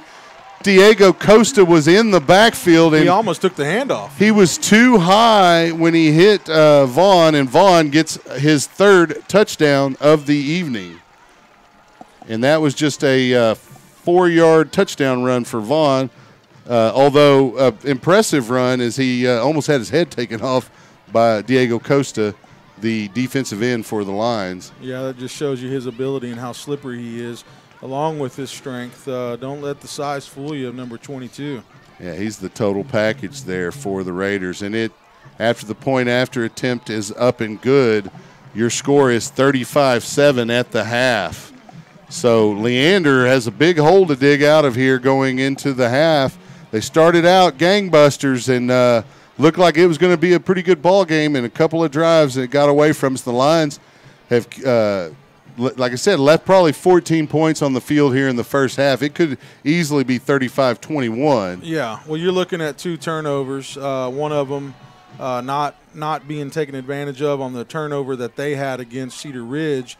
On their side of the 50, they had opportunity to go down and score, but next play they fumble, and Cedar Ridge comes back and score. And then, of course, the penalties haven't been extraordinary, but wrong place, wrong time. Once again, that didn't allow the Leander Lions to get this offense going, and we know that consistency and rhythm is a big part of this offense. It is, and the turnover battle is tilted in Cedar Ridge's favor, and the Lions can't afford to lose that week in and week out and expect to have too many victories, not in this district and not in 6A football in the state of Texas. And so it's 2 turnovers to 1 turnover if you're looking, but the Lions had their opportunities to have more points and ball didn't bounce their way. So 29 seconds left in the half. It's 35-7. Camp to be kicking off for the Raiders. Toe to leather, and it is a deep kick. It takes a bounce at the 7, 2 or 3 bounces. Finally, LaRue picks it up, cuts back at the 10, runs into one of his own players, making a block at the 10, and the Lions will have it there. First down with 23 seconds. And, it's difficult here in this offense to do much with this amount of time. The Lions will discuss it before running out and deciding, are we going to take a knee and go to the half, or are we going to try to grind it out? I'm of the opinion you bang a couple of plays up the middle at least. Hey, you may break one. You never know. And you wear the defense a little bit as well. And we've seen the exceptional talent by Rashad Carter. He's definitely able to get to the outside, whether he's running from the inside or whatever. He can. He's got big game, big play mentality, and he can definitely break one here for a touchdown. So, got to keep running at him. So the Lions come out with the 23 seconds, 1st and 10. Carter takes the snap, and they do hand it to the wing, coming right to left. He cuts it right up the middle. That wing is Puckett. He picks up about 3 yards, and that'll likely be the last play of this half, as the Lions are standing around looking like they're going to let the clock tick out. And so at halftime, it's 35-7. The Raiders on top of Leander. We'll take a break here at halftime. Stay around for the halftime enjoyment. This is SHN Sports, Leander Lions football. We'll see you at the second half. The Leander Lions Football Booster Club would like to recognize its sponsors: Bush's Chicken, Wingstop, Rudy's Country Store and Barbecue, Farmers Insurance, the McCoy Agency, James Henderson with American Pacific Mortgage. Contact James and get $5,000 towards closing costs. Amy Maddox with Allstate. You're in good hands. Stephanie Biggs with Blue Door Realty Group. Mighty Fine Burgers, Fries, and Shakes. Randy Hoff with Lexus of Austin. Dana Kerr Photography. Earl and Janice Lott. Milo Aquatics, Pool Service and Remodels, and Big Swig Water. Thanks to all of the Leander Lion Football Booster Club sponsors. We appreciate your generosity. Go Lions!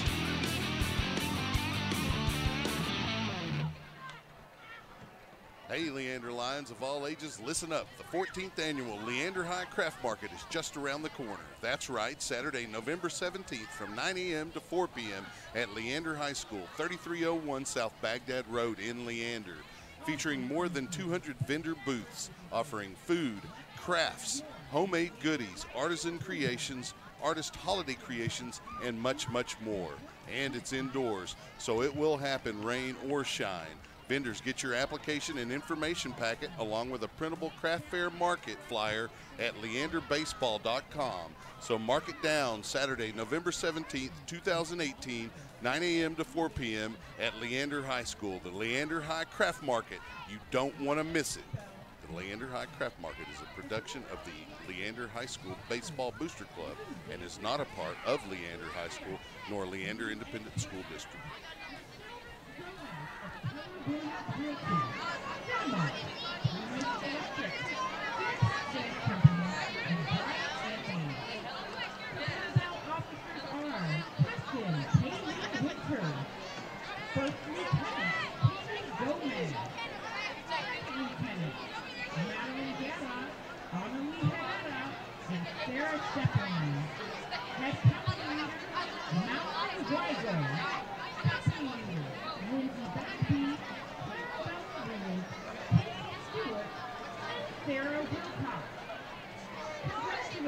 To the Blue Bell of the Week, Junior Devin Miranda. The Blue Bells would like to take a moment to recognize colon cancer awareness. We dedicate this performance to Sydney and Sherry. We love you, Sydney.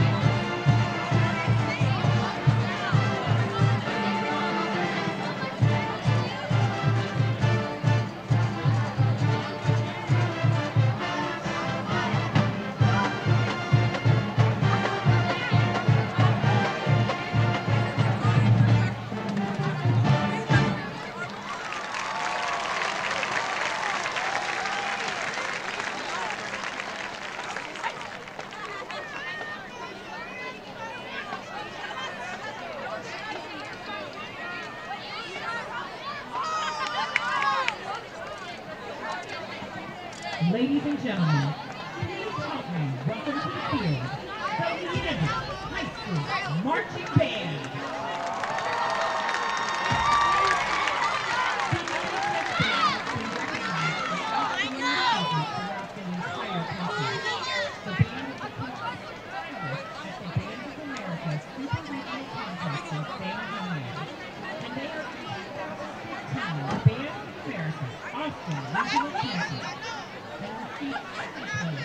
At the UIL State Marching Contest in 2016.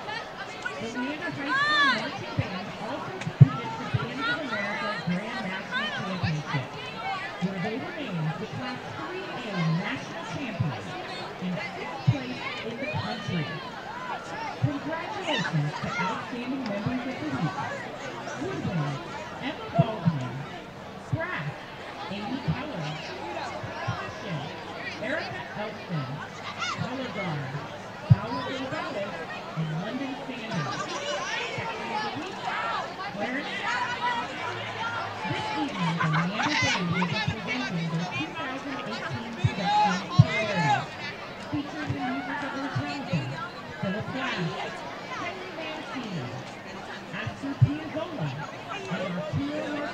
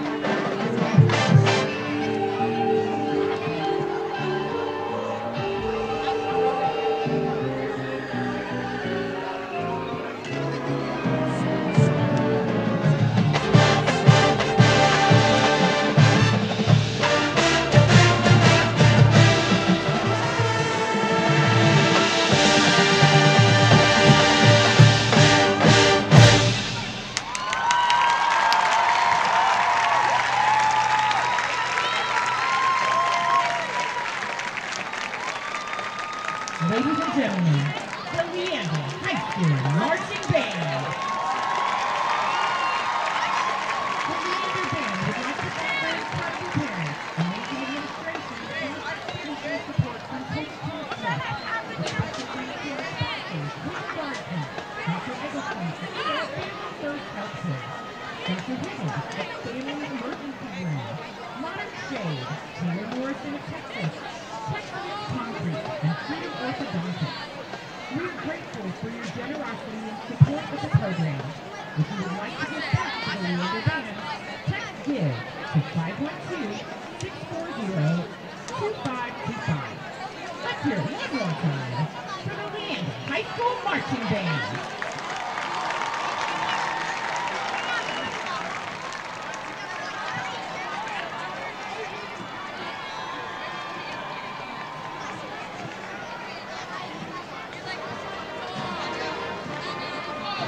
Ladies and gentlemen, Cedar Ridge High School, the Round Rock Independent School District, are proud to present the grand champion dance team, the Cedar Ridge Royalty. Our officers on left side are Major Danny Harris, Major Karen Whitney, Major Mackenzie Mark, and Major Sophie Logan.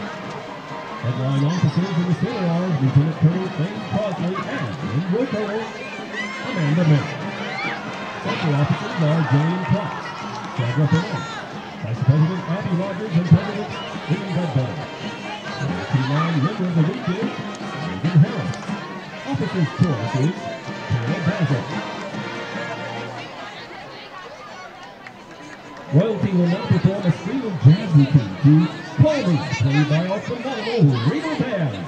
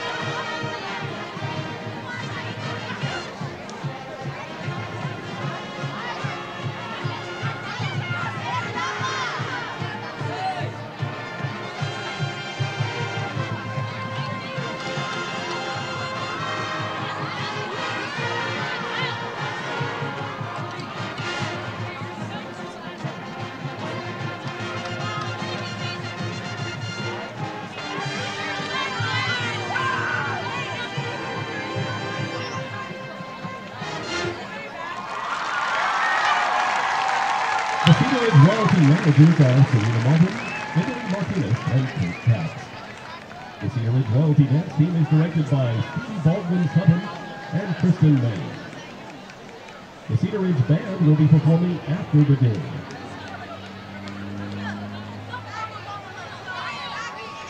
And now, the moment we've all been waiting for, please direct your attention to the 50-yard line as we introduce the Cedar Ridge High School 2018 Homecoming Royal Court.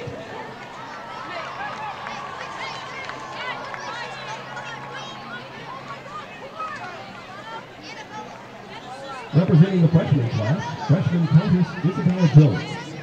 Isabella is a member of the Cedar Ridge Lady Raider volleyball team. She's escorted this evening by her father, Steve Jones. Here's freshman Countess Sophia Rodriguez. Sophia is a member of the Fellowship of Christian Athletes and DECA and plays forward for the Cedar Ridge Raider soccer team. She was escorted this evening by her father, Paul Rodriguez. Here's freshman Count Ryan Crosley. Ryan plays quarterback for the Cedar Ridge Raider freshman football team. He's escorted this evening by his mother, Yami Crosley. Freshman count, Tyler Hartgrove. Tyler plays outside linebacker for the Cedar Ridge Raider freshman football team. And he's escorted this evening by his mother, Ashley Hartgrove. And now representing the sophomore class, sophomore Duchess, Ashley Dillon. Ashley is a student athletic trainer and a member of HOSA, Raider Nation, and Environmental Club. She also serves as historian in the Cedar Ridge Orchestra and secretary of the freshman class. She was escorted this evening by her mother, Dulce Maldonado. Next is sophomore Duchess, Madeline Montebello. Madeline is a member of the Spanish National Honor Society and Cedar Ridge royalty. She was escorted this evening by her mother, Deanne Montebello. And here's sophomore Duke, William Fibrey. William plays shooting guard for the Cedar Ridge basketball team. He was escorted this evening by his mother, Irina Fibrey. Next is sophomore Duke, Ryan Ronson. Ryan is a member of the American Sign Language Club. Runs track for Cedar Ridge and is a member of the drum line for the Cedar Ridge Raider Marching Band. He was escorted this evening by his mother, Tiana Ronson. And representing the junior class, junior princess Cameron Alviar. Cameron is a member of the National Honor Society, HOSA, and the Cedar Ridge Varsity Cheer Squad. She was escorted this evening by her father, Alex Alviar. Here's junior princess Jimmy Pang. Jim is a member of National Honor Society, Spanish National Honor Society, U Alpha Theta Math Honor Society, and HOSA. She also plays clarinet for the Cedar Ridge Raider Marching Band. She was escorted this evening by her father, Harrison Pang. Next is junior coach, Nathaniel Gregory. Nathaniel is a member of the National Honor Society and Spanish National Honor Society. He competes for the Cedar Ridge Varsity Cross Country team and runs the 400-meter dash and 4x400-meter relay for the Cedar Ridge Varsity track team. He was escorted this evening by his mother, Julie Gregory. Next is junior prince, Christopher Deuce Vaughn. Chris is a member of the National Honor Society, runs track for the Cedar Ridge Varsity track team, and plays running back for the Cedar Ridge Raider Varsity football team. He was escorted this evening by his mother, Marquette Vaughn. And representing the senior class of 2019, our candidates for homecoming king and queen. Senior, Dane Crosley. Dane is a member of the National Honor Society and serves as co-chaplain and lieutenant colonel for the Cedar Ridge royalty. She plans to attend either the University of Arkansas or Texas A&M University in the fall. She was escorted this evening by her father, Scott Crosley. Here's senior Maricela Esparza. Maricela is a member of National Honor Society, HOSA, and National Hispanic Institute. Maricela is planned to attend Texas Christian University in the fall. She was escorted this evening by her father, Dr. Ramon Esparza. Next is senior Macy Maxon. Macy is a member of Spanish National Honor Society, U Alpha Theta Math Honor Society, and she serves as treasurer of HOSA, vice president of National Honor Society, and senior class representative. Macy is committed to play Division I soccer on full scholarship for the University of the Incarnate Word next year. She was escorted this evening by her father, Greg Maxon. Here's senior Amanda May. Amanda is a member of the National Honor Society and serves as colonel and co-chaplain for the Cedar Ridge royalty. Amanda hopes to attend either Texas Tech or the University of Texas at Austin in the fall. She was escorted this evening by her father, David May. Next is senior Allie Montgomery. Allie is a member of PAS, National Honor Society, and plays for the Cedar Ridge Lady Raiders volleyball team.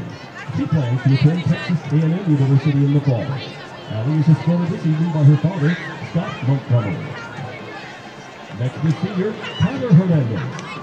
Tyler is a member of DECA and plays for the Cedar Ridge Raider boys golf team. He plans to attend Texas State University in the fall. Tyler is escorted this evening by his mother, Angel Polanski. Here's senior Patrick Messer. Patrick is a proud 4-year member of the Cedar Ridge Raider varsity football team. He would like to attend the University of Texas at Austin in the fall. Patrick is escorted this evening by his nephew, Sean Hood. And here's senior Nick Schroeder. Nick is a member of DECA and plays attack man for Cedar Ridge lacrosse and defensive tackle for the Cedar Ridge Raiders varsity football team. Nick plans to attend Texas A&M University in the fall. He was escorted this evening by his mother, Carol Schroeder. And here is senior Gavin Shevchuk. Gavin is a member of HOSA, a National Honor Society, and serves as captain of the Cedar Ridge varsity track team. He hopes to attend Rice University in the fall. Gavin is escorted this evening by his mother, Stacy Shevchuk. Here is senior Gutierrez. Trinidad is a proud 4-year member of the Cedar Ridge Raider baseball team and plays for the Cedar Ridge Raider varsity football team. Trinidad will attend Austin Community College in the fall. He's escorted this evening by his mother, Viola Lewis. Ladies and gentlemen, your 2018 Cedar Ridge High School Homecoming Roll Call.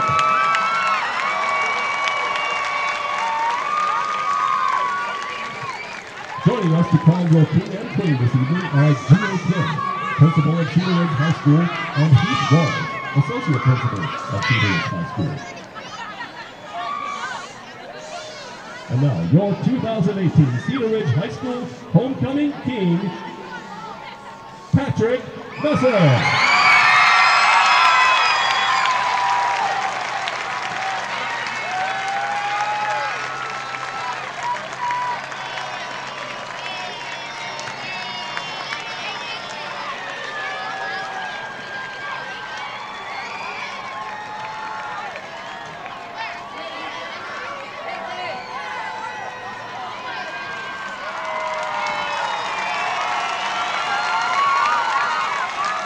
And finally, your 2018 Cedar Ridge High School Homecoming Queen, please welcome Macy Maxon.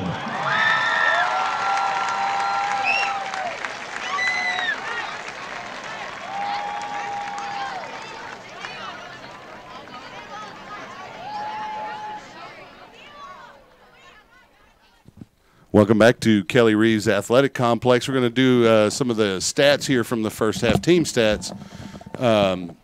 First downs, I'm not sure that's not marked correctly. We have 13 for Cedar Ridge and 11 for Leander. That's a little blurry. No, that's 11 for Cedar Ridge and 13 first downs for the Lions. Lions have 35 rushes for 134 yards. Cedar Ridge has 28 rushes for 184 yards. Lions averaging 3.8 a carry. Cedar Ridge 8.2. Carter is 1 for 3 passing. Brown is 4 for 12. Carter has 32 passing yards, and Brown has 31. So the Lions doing pretty well. These are estimated stats, by the way, and so that's 30 plays for Leander, 108 yards, 32 plays for the Raiders for 294. Lions 2 turnovers, both fumbles, and Cedar Ridge with a fumble that the Lions recovered as well. The Lions have converted 3 third downs. Cedar Ridge has not converted any on 3 attempts, but they haven't had too many third down opportunities as they when they drive. They've been driving. And so fourth down conversions, Cedar Ridge is 1 for 1, Lions 0 for 1. There are no sacks in tonight's ball game. And those are your team stats. Mark, you have some estimated stats for individual players? Yeah, Chuck. Right now for Leander, I have rushing Carter, 11 carries for 52 yards. Dotson, 8 carries for 17 yards. LaRue, 8 for 51. McDaniel, 3 for 21. And Puckett, 5 for 13. And then the one pass reception by LaRue, 32 yards. For the Raiders, Vaughn has 12 carries for 126 yards. Brown, 7 for 34. And Taylor, that one jet sweep in for the touchdown for 27 yards receiving. We have Moran, 5 for 59. Schoenrock, 3 for 33. Taylor, 1 for 7. And Walker, 1 for 5. Well, in district matchups, here's some scores. Of course, the Lions down to Cedar Ridge here. Round Rock High School is leading McNeil High School 35-26 at the half. Westwood is ahead of Vista Ridge 14-0 in the third quarter. And the Vandergrift Vipers lead the Hendrickson Hawks, the early pick by most to win District 13 6A by a score of 23-6. And so Lions will host Hendrickson next week for Leander's homecoming. The parade for you Leander fans will be on Monday. So make sure you come out and support the Lions on their parade on Monday. There will not be a podcast this week as a result, unless I hear otherwise from the Booster Club. It is the week of homecoming, and so there's generally not a podcast during that week. In fact, in years past when we tried to have one, it was just us sitting around filming a lot of people walk by. So come out and enjoy that right there on Baghdad Road. They make a loop around the school and use part of Lakeline as well, but most of it occurs there on Osage from Lakeline to Baghdad, and then Baghdad at Osage back to the high school. And so the Lions will kick off. Game in here kicks off to open the second half. It's a short kick, bounces out of bounds, and a flag goes down as a result, and the Cedar Ridge Raiders will take over first down, and they'll put the ball 5 yards from where it goes out of bounds. Looks like they're going to mark it at the 30 for the Raiders here. Let's go ahead and get some other scores real quick while we can. We've got Rouse 6, A&M Consolidated 28. Vernon High School is leading over Maynard New Tech High School 28-0. Crockett is leading Lanier 29-13. McCallum is down 7-34 to LBJ High School. And it looks like Cedar Ridge brought out a new quarterback. It's Santanea is going to come over from defense and play a little quarterback. Fakes a handoff, flips it into complete to number 4, and he's down the sideline. No one will catch him, and that is Jalen Ellis, the senior receiver, who missed the entire first half due to being ejected from the prior game against Vandergrift. And quickly, with less than 10 seconds, the Raiders are on the board here in the second half. And you kind of knew he was going to come into the game. Didn't expect him to contribute such a big play so early, but you hear he's a D1 talent kid, and you saw D1 speed there. They compare him to Garrett Wilson, who is at Lake Travis and committed to Ohio State. I'm unaware of any commitments for this kid, but I'm sure he's got a lot of suitors in D1 football. The extra point is up and good, and so with a 70-yard pass and catch to Ellis, the Raiders extend their lead here with 11:49 remaining, and the Lion offense will get a chance to eat up some of this clock here in the third period. Your score 42-7. We'll stay with the broadcast here as we move forward. What you want to see from Leander, spending a little time coaching kids, it's nowhere near the level of high school, but you end up in a game like this here and there, you're down big, and you want to just have success each play, and you want to build on that play and build on the next play. And sometimes momentum starts to build, and you end up with a good half. Not a way to open the second half, but still plenty of time here. Lions are due a miracle. So let's see what happens as we move forward throughout this ball game. Yeah, I'd love to see 3 or 4 drives down for touchdown, get the offense going, get in the rhythm, work on it. It's still a work in progress. It's new this season. We've seen some good things and some bad things out of it. So if they can come out, get consistency, and if they can attack the defense with their offense, then hopefully we can see some positive plays here in the second half. So Camp kicks off to Leander, and it's a deep kick over LaRue's head into the end zone for the touchback. And Leander will have their 8th possession of the game starting at their own 25-yard line. So we've mentioned it a couple of times. They opened the ball game with a touchdown, had an opportunity to get a second one on their second possession, turn the ball over, and then it's been a series of punts or turnover on downs for Leander. The last series ending with the half. Yeah, while the veer has been working for him, you still got to open up your offense and get some big plays downfield. They got to find a way to do that. So Lions come out in the double wing formation. LaRue in motion. The handoff goes to Dotson straight ahead, and he picks up about 3, make it 3.5 yards. They're going to give him 3, 2nd down and 7. Ball marked at the 28-yard line of Leander. Looks like you got some fresh legs here on defense coming in the third quarter for Cedar Ridge. Well, you have a big lead, and there's no reason not to get those kids in that also work their tails off week in and week out to contribute to their ball club. And so the Lions come out double wing formation. Carter under center. LaRue in motion. There's the snap. Carter moves to the right. Pitches to LaRue. LaRue finds a little bit of a lane. Carries up over the 30 to about the 31 where he stopped there. Didn't get a number on that tackler. I think it was number 55, who is Gabriel Pollard. Yeah, I think the real challenge for this offense moving forward in the future district games is the playbook of this offense yet is not expanded like they'd like it to be at this point, and that's going to be some work for this offense to have a great execution on every play to keep this going. Carter keeps to the right. The Raider defense able to string it out and prevent the pitch to LaRue. Carter turns it up and picks up about a yard. It's 4th down now with 10:25 and counting, and the Lions will bring out the punting unit. Back deep to receive for the Raiders is number 12, and that is Mark Anthony Walker, along with, not sure, is that number 1 over there? Or Marquise Taylor? Yeah, it looks like a 1. Yeah, Marquise Taylor. He's been returning kicks, so we're going to give it to Taylor there. Gaiman back to punt for the Lions. High snap. Gaiman able to get his hands on it.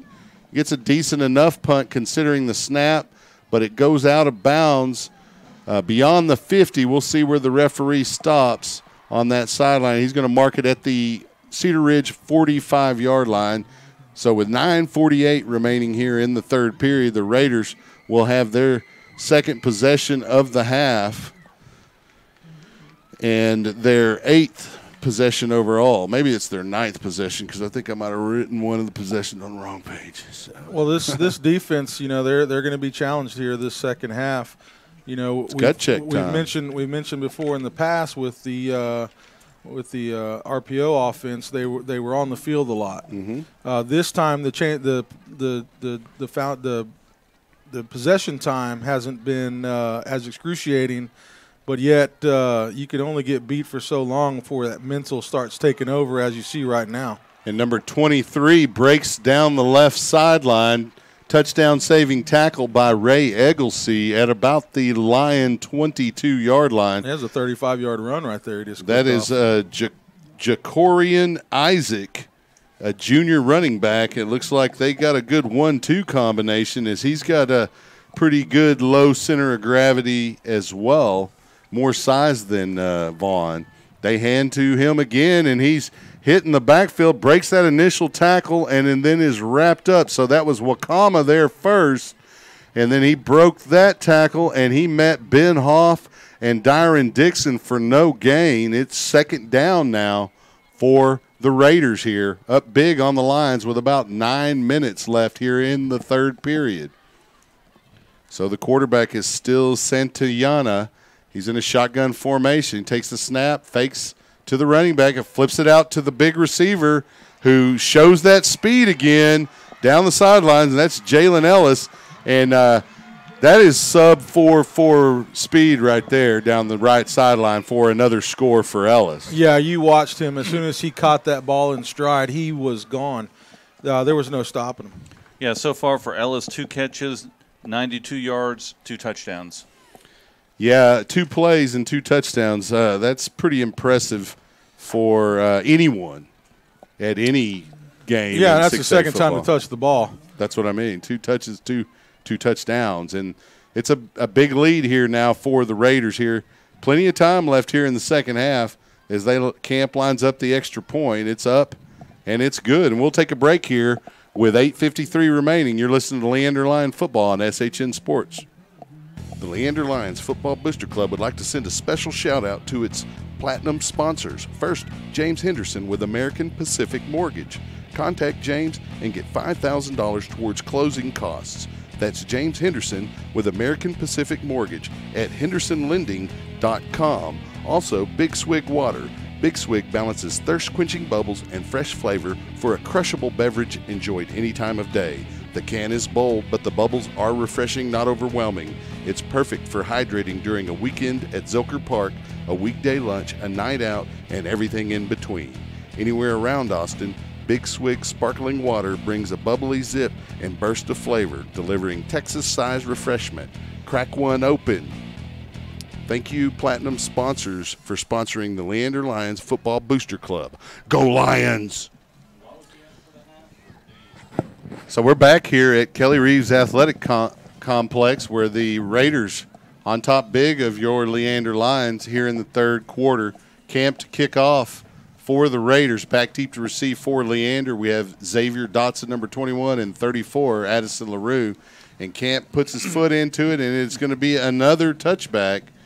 And the Lions have only had one kick return opportunity here, and it didn't go as well as we're accustomed to on the returns for Leander. And so they'll start this next series at their own 25-yard line after the touchback.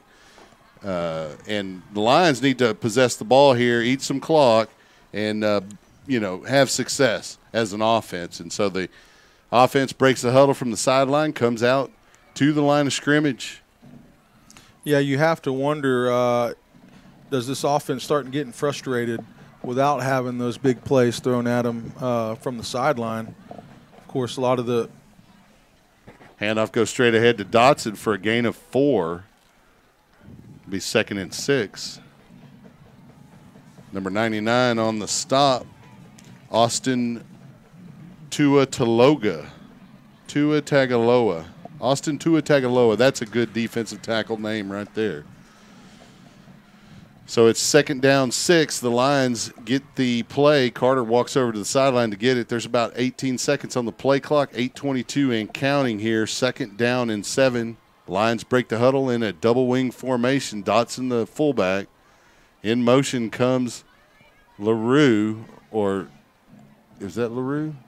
Looks like McDaniel. It was McDaniel, and he takes the pitch and carries up over the 30 to the 34-yard line. He's just shy of the first down. They're going to mark him at the 33, so he needs 2 yards for the first down here. It's 3rd down, and the Lions look to the sideline to get the signal from the staff. Carter gets the call, and he comes to the huddle.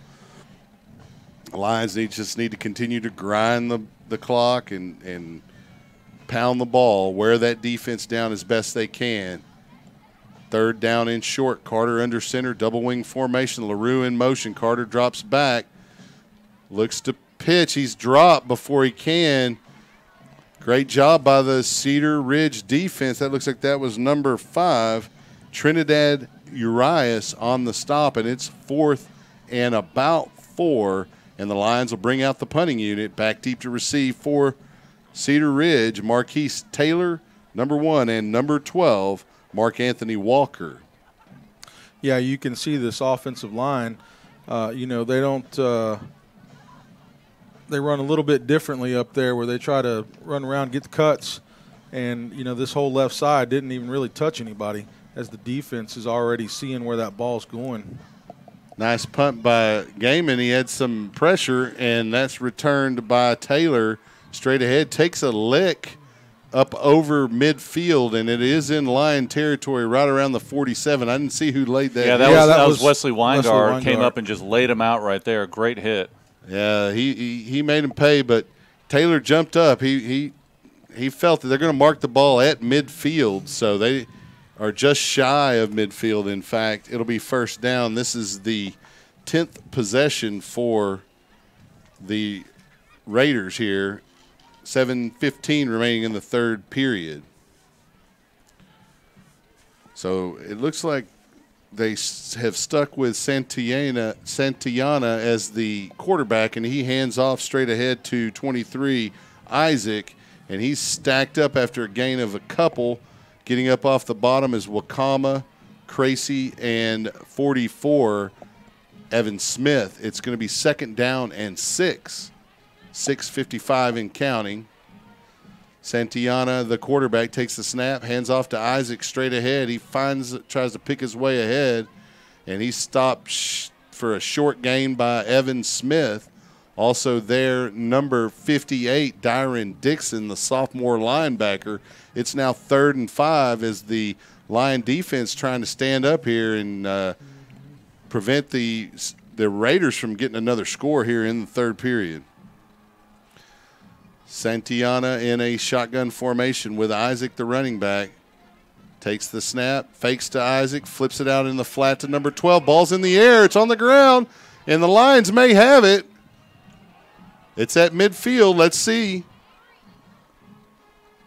Yeah, looks like that's number 51. Yep. Diego Costa with the loose ball, and the Lions even up the turnover battle. Yeah, Xavier Terry came up, put the hit on him, and made the fumble. Another big play by Terry there on defense. So outstanding job, and Leander has the ball now. Now they've got to do something on offense. Well, you need your defense to make a play for you from time to time, and they did there. And Terry having a pretty good ball game tonight for the Lions, despite what we've seen out on the field here in the second half. It's a tall order for anybody to guard number 4, Jalen Ellis for Cedar Ridge. Carter under center, LaRue in motion in the double wing. They hand off, fake it to Dotson, and Carter fakes inside, cuts outside. He's at the 40. He's got a first down, and he steps out of bounds right around the 37 of the Raiders, and Leander is in business here.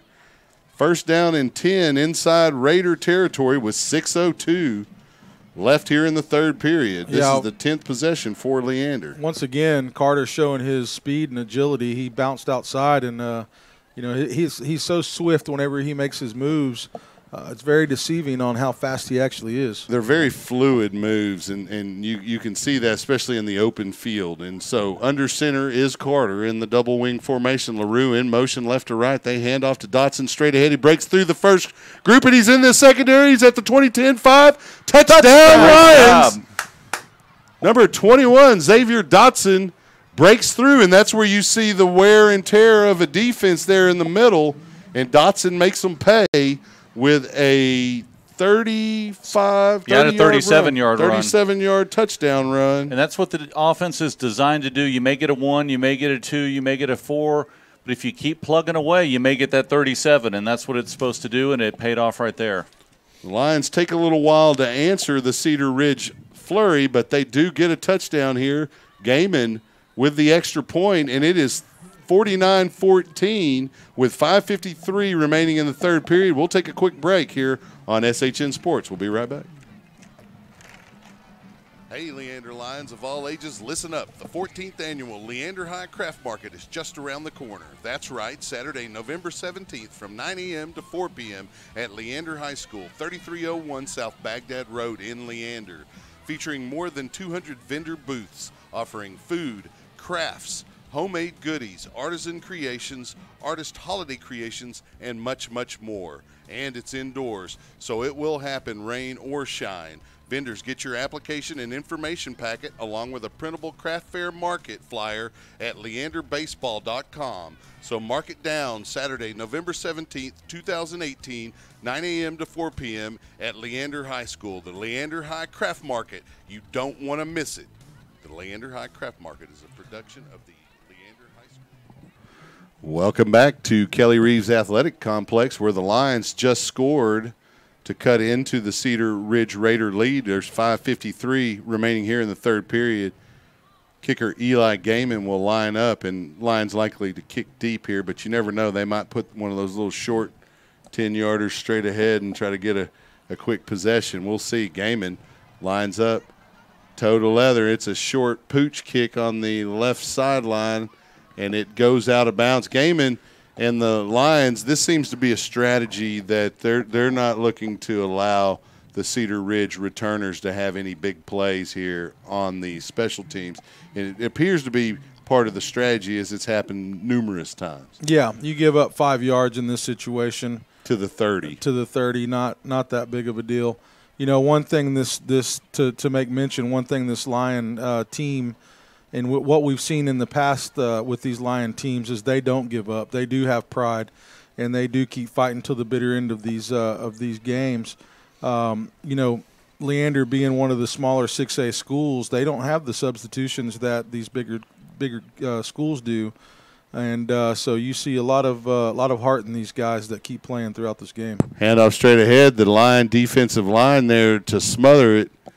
Wakama and Kracy there to stop the running back, number 20, and that's Jed Kennis. He's going to get some time in the backfield for the Raiders. He's a senior running back.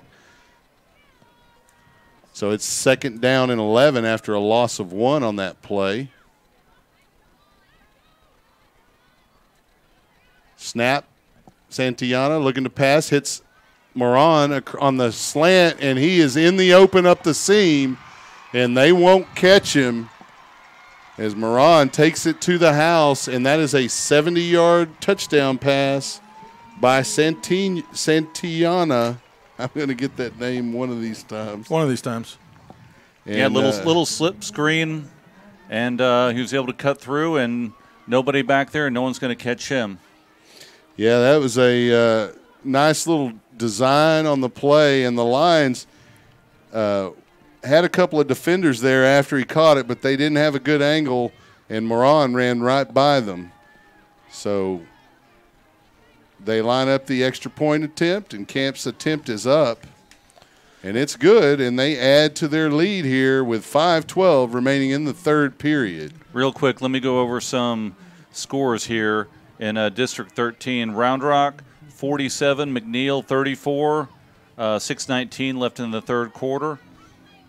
Westwood 21, Vista Ridge 0, 9 minutes left in the 4th quarter. And we have a little bit of a closer game between Vandergrift and Hendrickson. Vandergrift is up 23-13, now 12 minutes left in the 4th quarter. Yeah, as good as Vandergrift's defense may be, you're not going to hold that Hendrickson offense down for an entire ball game, and they look like they're going to try to rally here late.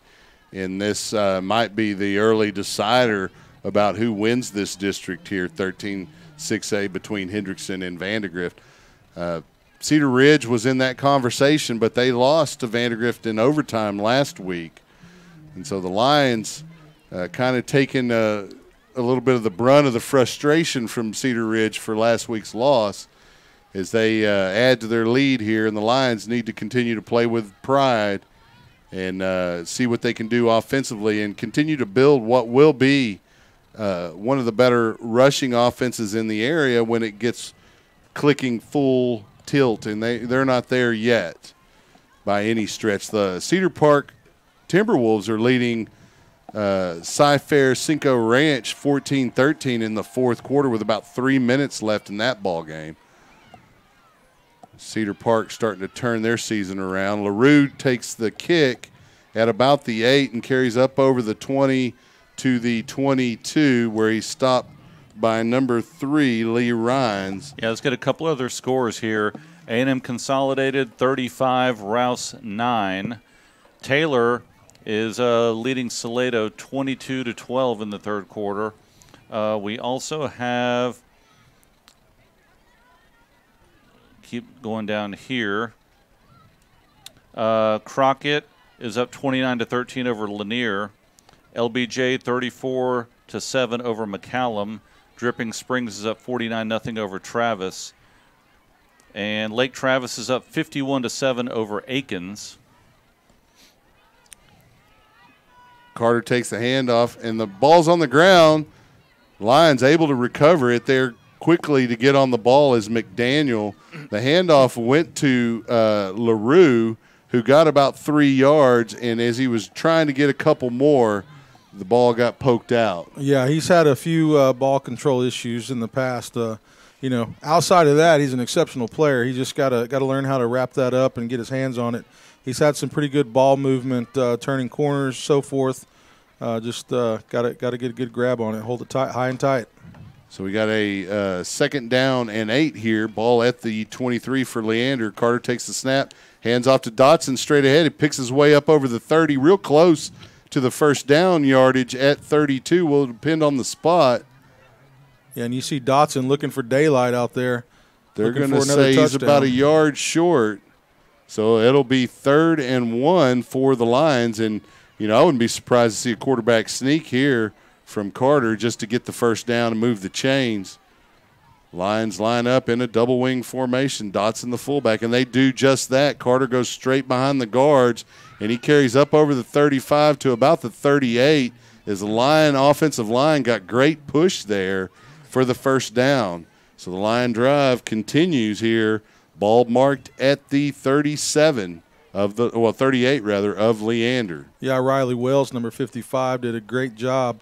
He's played H-back last year, and he's a team player. He stepped up. He says, "Coach, we need some help up there. I want to be the guy." And he was a guard in the backfield. Now he's a guard on the line. So Carter takes the snap, pitches to LaRue going right. LaRue picks up a block and gets up to the 40-yard line before he's forced out of bounds. Let's see where the spot is. They're going to give him the 41, so that'll be a gain of 3. It'll be 2nd and 7 for Leander. Lions, as they do with this offense, will huddle after each play and take their time, burn a little bit of that game clock. 3 minutes and counting here in the 3rd period. Carter under center, double wing formation, single running back. It's not Dotson. They handed that. No, they faked to him, and Carter keeps it and carries for the first down over midfield on the right side. That was number 11 that took the fake for Leander, and that is the senior David Cruz getting some playing time there at the fullback position. First down for the Lions in Cedar Ridge territory at the 48. You just want to go down there and get points here and continue to improve that offense. As we mentioned, this is the first season in a long time the Lions have run anything similar to this offense, and it takes more than a season to really implement something like this. Double wing formation. Carter gets a pitch to McDaniel. He tries to cut up and is wrapped up on the line side of the 50, and we do have a flag down, number 34 on the stop. And that is Jonathan. He doesn't have a last name. I guess he's like Beyonce. It just says Jonna apostrophe thin and no other name. So when you got a name like that, you don't need a last name. He must be well known. Yeah. Like Prince or Beyonce or, many other famous one-named folks. Chuck. Yeah. They usually throw an up in the front of that. And it looks like it may be going against the Lions, and that is the call. Yeah, it looks like another blocking violation, a low block. I didn't see him call a personal foul, so it's unlikely a 15-yard variety. It's likely the 10-yard variety, but we'll see. Or maybe all of those penalties are 15 yards because that is a 15-yard mark-off. That may be the indication. With the new rule going into place, they may have changed the penalty on that. Well, the ones I've seen to this point, I seem to recall them being 10, but there's a timeout Lions, and we'll take the timeout with them at 2:15 left in the 3rd period. You're listening to Leander Lion Football on SHN Sports. We'll be right back. The Leander Lions Football Booster Club would like to recognize its sponsors: Bush's Chicken, Wingstop, Rudy's Country Store and Barbecue, Farmers Insurance, the McCoy Agency, James Henderson with American Pacific Mortgage. Contact James and get $5,000 towards closing costs. Amy Maddox with Allstate. You're in good hands. Stephanie Biggs with Blue Door Realty Group. Mighty Fine Burgers, Fries, and Shakes. Randy Hoff with Lexus of Austin. Dana Kerr Photography. Earl and Janice Lott. Milo Aquatics, Pool Service and Remodels, and Big Swig Water. Thanks to all of the Leander Lion Football Booster Club sponsors. We appreciate your generosity. Go Lions! Welcome back to Kelly Reeves. What are some of those scores, Gary? Okay, we've got McNeil down. Let's see, I can't hear. We got McNeil down 34-47 to Round Rock. Westfield High School 27-0 over Mr. Ridge. Let's get back to some action here. The Lions under center here, first and very long. Ball on the 37, first and 25. Carter under center, LaRue in motion.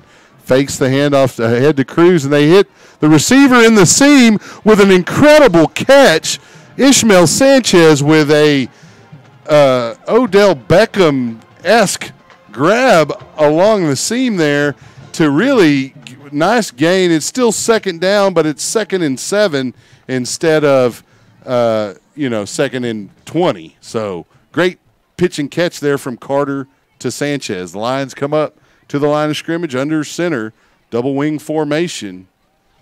2 receivers, 1 on either end of the formation. Carter takes the snap, moves to the left, pitches to McDaniel, who makes a move in the backfield, gets up over the 40, is forced out of bounds right near the first down marker. We'll see what the call is. Number 43 there defensively, that's Tyler Swanberg, the defensive end for Cedar Ridge, and they're going to mark him a yard short at the 39, so 3rd down and 1. You start this series of downs, 1st and 25, you kind of like having 3rd and 1. Absolutely, and that was a big block by number 34, Addison LaRue, to make that play happen. So the Lions come up to the line of scrimmage. I expect to see another quarterback sneak here on 3rd and 1. Carter under center. LaRue in motion. They don't. They hand it to Cruz, and he goes behind right guard, Matei Carter, and picks up about 6 yards for the first down. And you can see that offensive line is getting off the ball and really wearing down the D-line of Cedar Ridge, and the Lions just need to keep pounding the rock and grinding it out.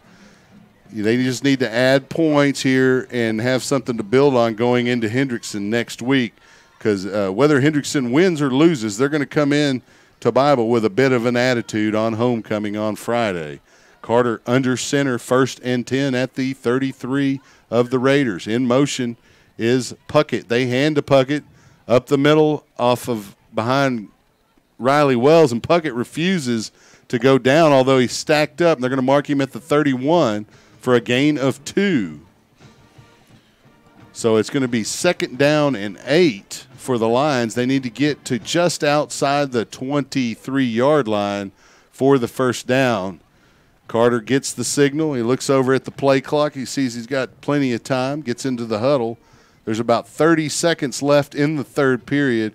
There's about 10-second difference between the play and the game clock. Carter under center, sends LaRue in motion. They hand to Cruz, and Cruz with a hot hand goes up for another 4 or 5 yards, and you see why, though Cruz is a little slight of stature for a fullback, he's got good instinct on where the soft spot is there in the line. He gets about 3 yards on that play. It's 3rd down and 3 now, and we're going to end the 3rd period. The score 56-14. We'll go ahead and stay here with the scores. Gary, what do we have for the? Yeah, let's try this again. There we go. We got McNeil falling to Round Rock High School 47-34. Westwood leading Vista Ridge 27-0. Rouse is down 9-35 to A&M Consolidated.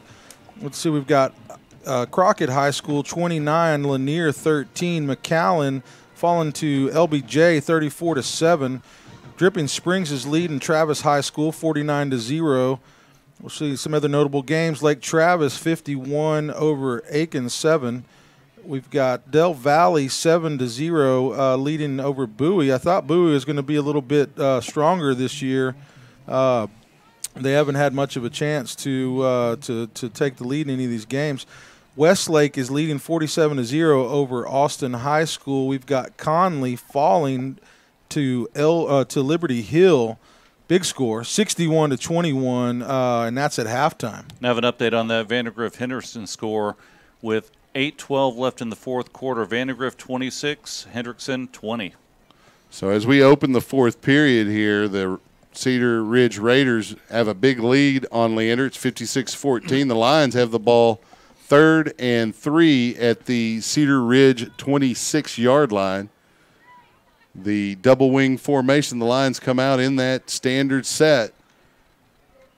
Cruz remains the fullback in the formation. We'll see if they go to him again here. Carter under center. They bring Puckett in motion, fake the pitch. Carter rolls to his right, flips it in the flat, complete to Sanchez. Great hands. And the Lions showing that they can throw the football, as Sanchez able to just snag it out of the air and has a first down at the 11-yard line of the Cedar Ridge Raiders. I want to call them the Rangers so Number bad. 27, Brandon Lang for Cedar Ridge, was all over Sanchez, but the strength of his hands brought that ball down. Yeah, I couldn't see who Leander had deep, but they had someone deep wide open as well. So Carter had a couple options on that throw. Carter under center. We got the double wing again. They hand off to Cruz. First man through. He gets it inside the 10 down to about the 7. Gain. They're going to mark him at the, looks like the 7. Depending on which side you look at, it's going to be a gain of about 4. Let's give him second down. It's just outside the 7, just inside the 8. So they kind of have it marked in between. That generally is not what they do. But yeah. In district play, you better be precise. So Carter under center. He goes straight ahead and finds a soft spot. He's driving his feet, continues to drive his feet, and moves the whole pile into the end zone. Wow. Rashad Carter with a 8-yard run like he's a fullback or something. Had a nice scrum pushing him in at the end of that. So great job, Leander, sticking with it. Carter kept his legs moving. The offensive line and all of the backs and receivers joined in and had a good scrum and pushed it into the end zone for a touchdown. Yeah, in rugby they call that a maul, and that's exactly what they did. Good display of it right there. Makes me proud. Lions line up the extra point. Carter to hold for Gaiman, and the kick is up and good.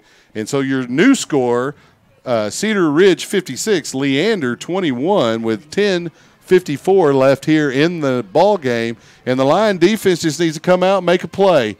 And then you've cut the lead to where you're only halfway from the comeback. Well, the difference has been the big play.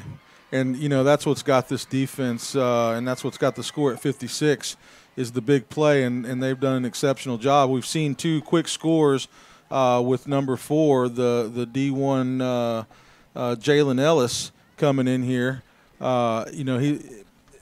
He gets the ball. There's a good chance he's going to score again. So got to keep man on him and slow this offensive down. And so the Lions look to try to come out and build on this success here defensively. You want to keep the momentum and finish this game strong.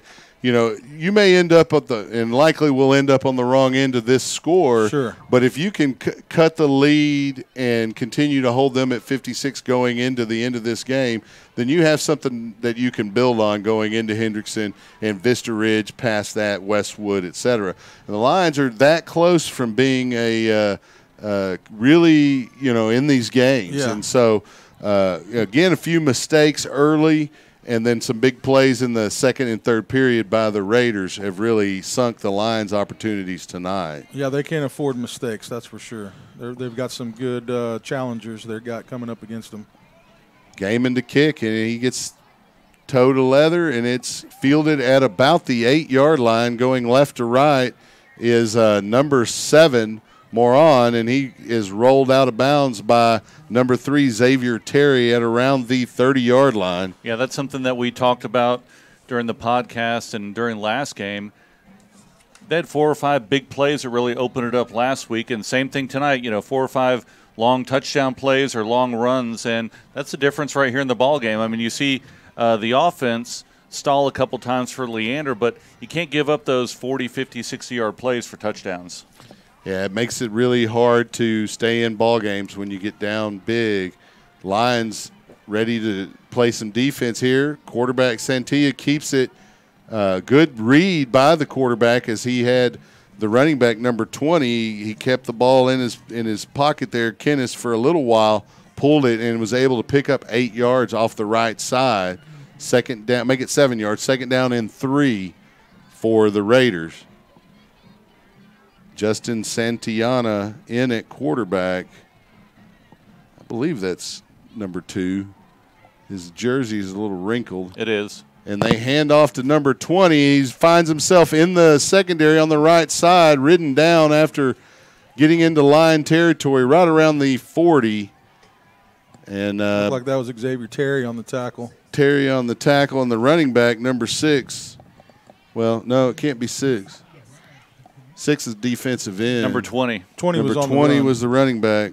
Oh, 6 was on the tackle. Okay, Kennis on the run, and the tackle by number 6, and that is Titus Dawkins.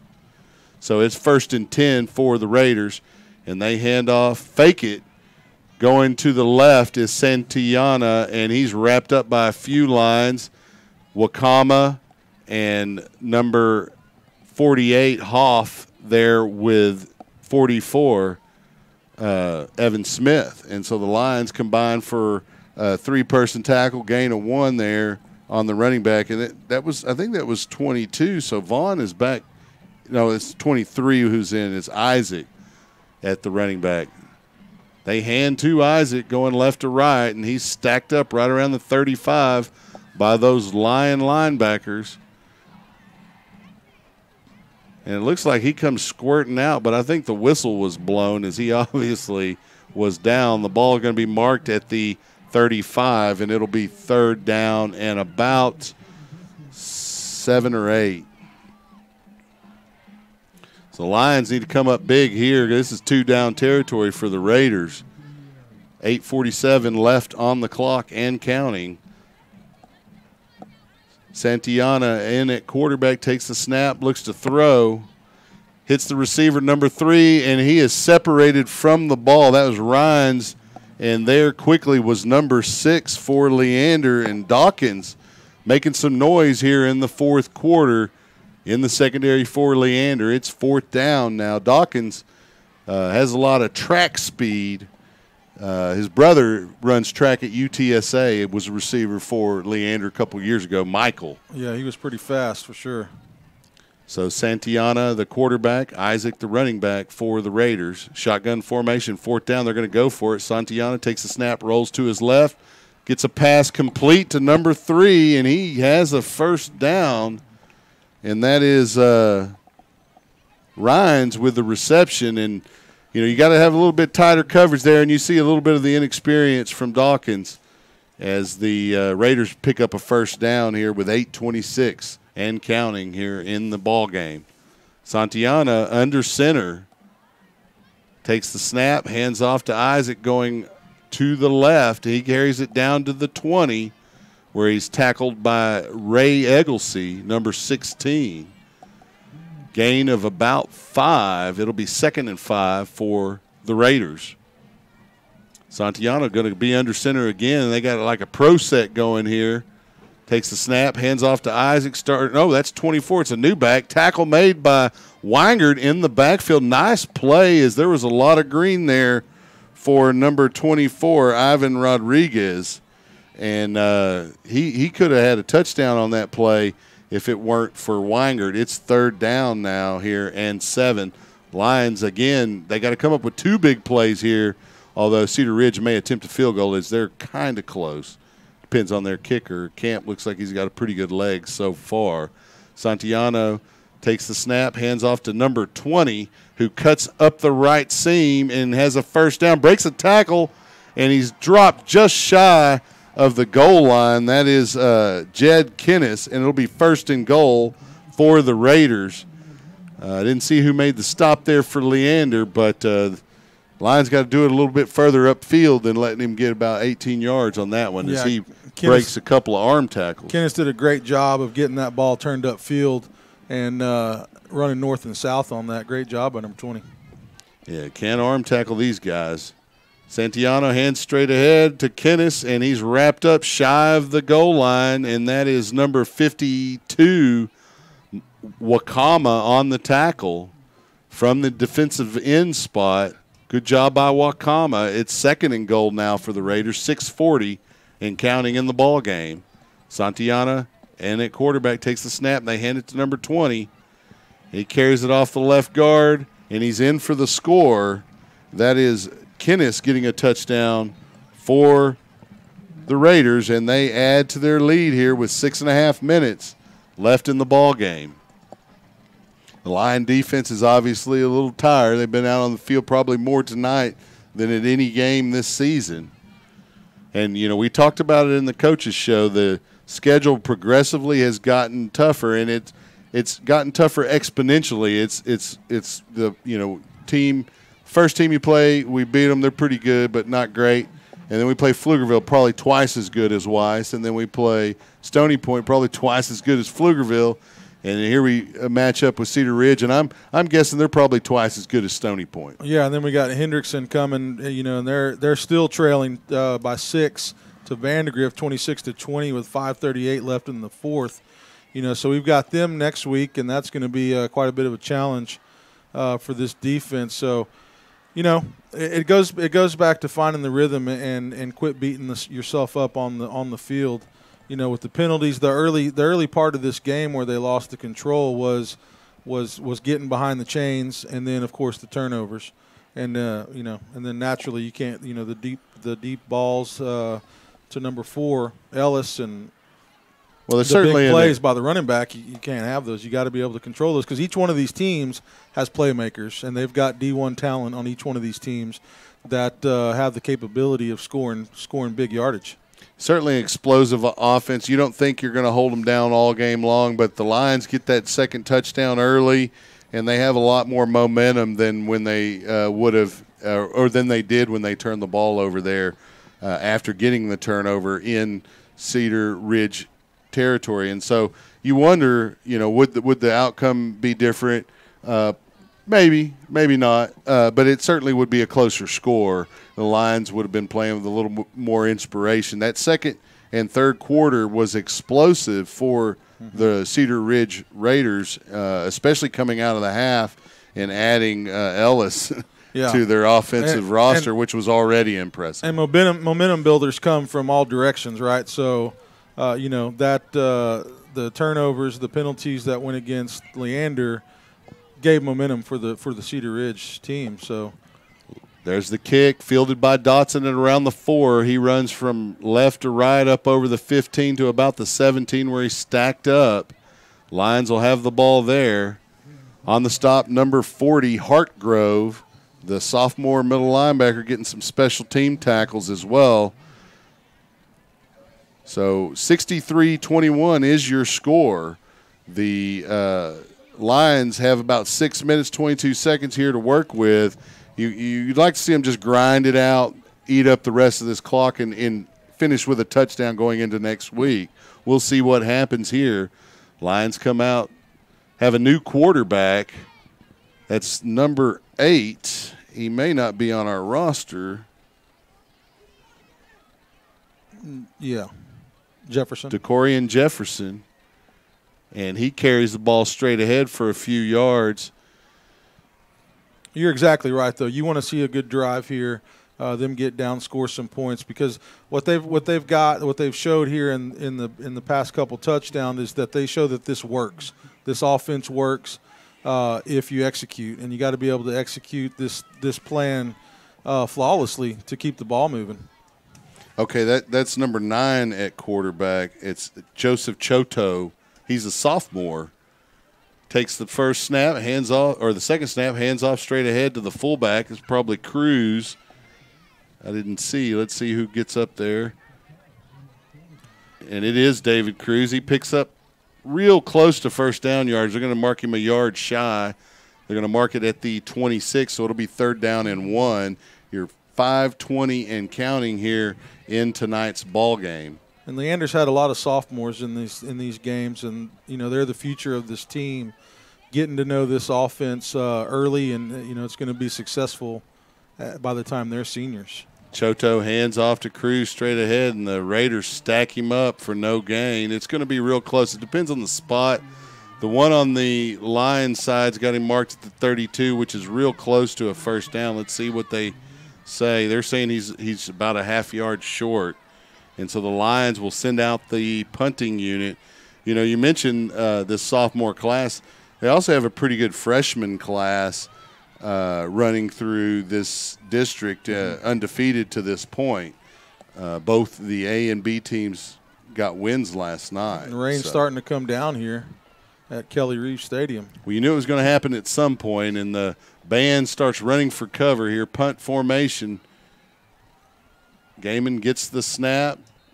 We got a flag down around the 40 prior to the snap, and that is on the Cedar Ridge 40, which is an interesting spot to be making the call. Maybe the Lions will get a first down.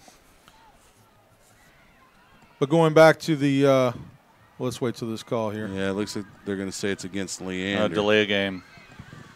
It was declined, so the ball will stay at the 26-yard line, 27-yard line. It'll be 4th down. Clock will wind with 4:11, and the Lions will have another chance. No one back deep to receive this punt, so Cedar Ridge may be coming for a block here. Game able to get it off as they did attempt to block, and it takes a Lion roll, bounces at the 30, rolls down to the 20, bounces again. It's going to be marked at the 21 by Ray Egglesey as he downs it there with 3:51 left in tonight's ball game. And I wonder if those substitutes will be given a little opportunity on defense. We'll see here. Looks like the Lions are going to bring out their starting unit. And why not? These guys need work. They need conditioning. You know, they're going to be in more games like tonight's game where there's a lot of offensive explosiveness on the other side of the ball, and the Lions need to learn to deal with that. 1st and 10, ball at the 22-yard line. Handoff to Isaac straight ahead. He picks his way up over the 25 to the 28. They're going to mark him. There's a flag down. It's over near the Lions sideline, and that may be on the sideline itself as there may be some dissatisfaction with some of the officiating. We'll see what the call is here. It's tough to say. Yeah, that was Egglesey that came up and made that stop. Might have been some extracurriculars going on. Looks like the call is going to go against the Lions. Yeah, personal foul. A little bit of frustration being built up out there. Got to be able to control your anger and your. Yeah, it's going to be 1st down now for the Raiders at the 44-yard line for the Raiders. Handoff straight ahead. Ball's on the ground. Looks like he was already down. That's Isaac. He gets about 6 yards into line territory, make it 7 at the 49. Yeah, see a lot of lightning off in the distance with this rain. Hopefully we won't get a delay here with about 3 minutes left in the game. Yeah, I'd like to finish this out here. Lions line up their defense. Raiders in a shotgun formation. Santillana hands off to Isaac straight ahead. He's dropped in the backfield by number 90. Sophomore nose tackle, Connor Kracy. That was actually Kennis on the carry. It was a good stick by the nose tackle. Drops him back on the Cedar Ridge side of the football field at the 49 where it'll be 3rd and 5. Santillana in a shotgun formation with Kennis in the backfield. Takes the snap, hands to Kennis straight ahead. He picks his way forward and may have the 1st down. Looks like he will at the 45 of Leander. That'll stop the clock to move the chains. There on the stop for the Lions is 51, Diego Costa. So it'll be 1st and 10 Raiders with 2:12 and counting here in the 4th period. Lions just looking to stop them here. There's the snap straight ahead to number 20, Kennis, and he picks his way forward for a gain of 1. Weingart on the tackle. Yeah, Wesley Weingart coming in and making a stop there. Having a big night tonight. Lots of tackles for Weingart. 2nd down and 9 for the Raiders. And we're down under 2 minutes. We're at 1:40 and counting.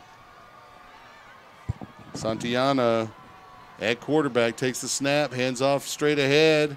And that is number 24 on the carry. That is Ivan Rodriguez, and he's ridden down by Diego Costa AM.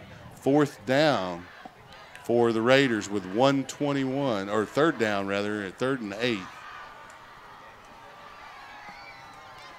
And they're just trying to milk the clock, get out of here. It's raining pretty hard now. Most of the fans are pouring out of the stadium here. 3rd and 8, handoff straight ahead to 24, and he's tackled after a gain. That's Rodriguez, gain of about 5. He's tackled by Dyron Dixon. It'll be 4th and about 4, and we're under a minute left in tonight's ball game. They'll have to run this play here because the play clock is at 25, the game clock at 42. About a 20-second difference, 19-second difference. Santillana walks up to the line of scrimmage, looks over the defense, back into shotgun formation, takes the snap, hands off to number 24, and he's tackled at the 40, and that'll stop the clock. That's Ivan Rodriguez on the carry, number 12 for Leander on the stop, and that is William Loof.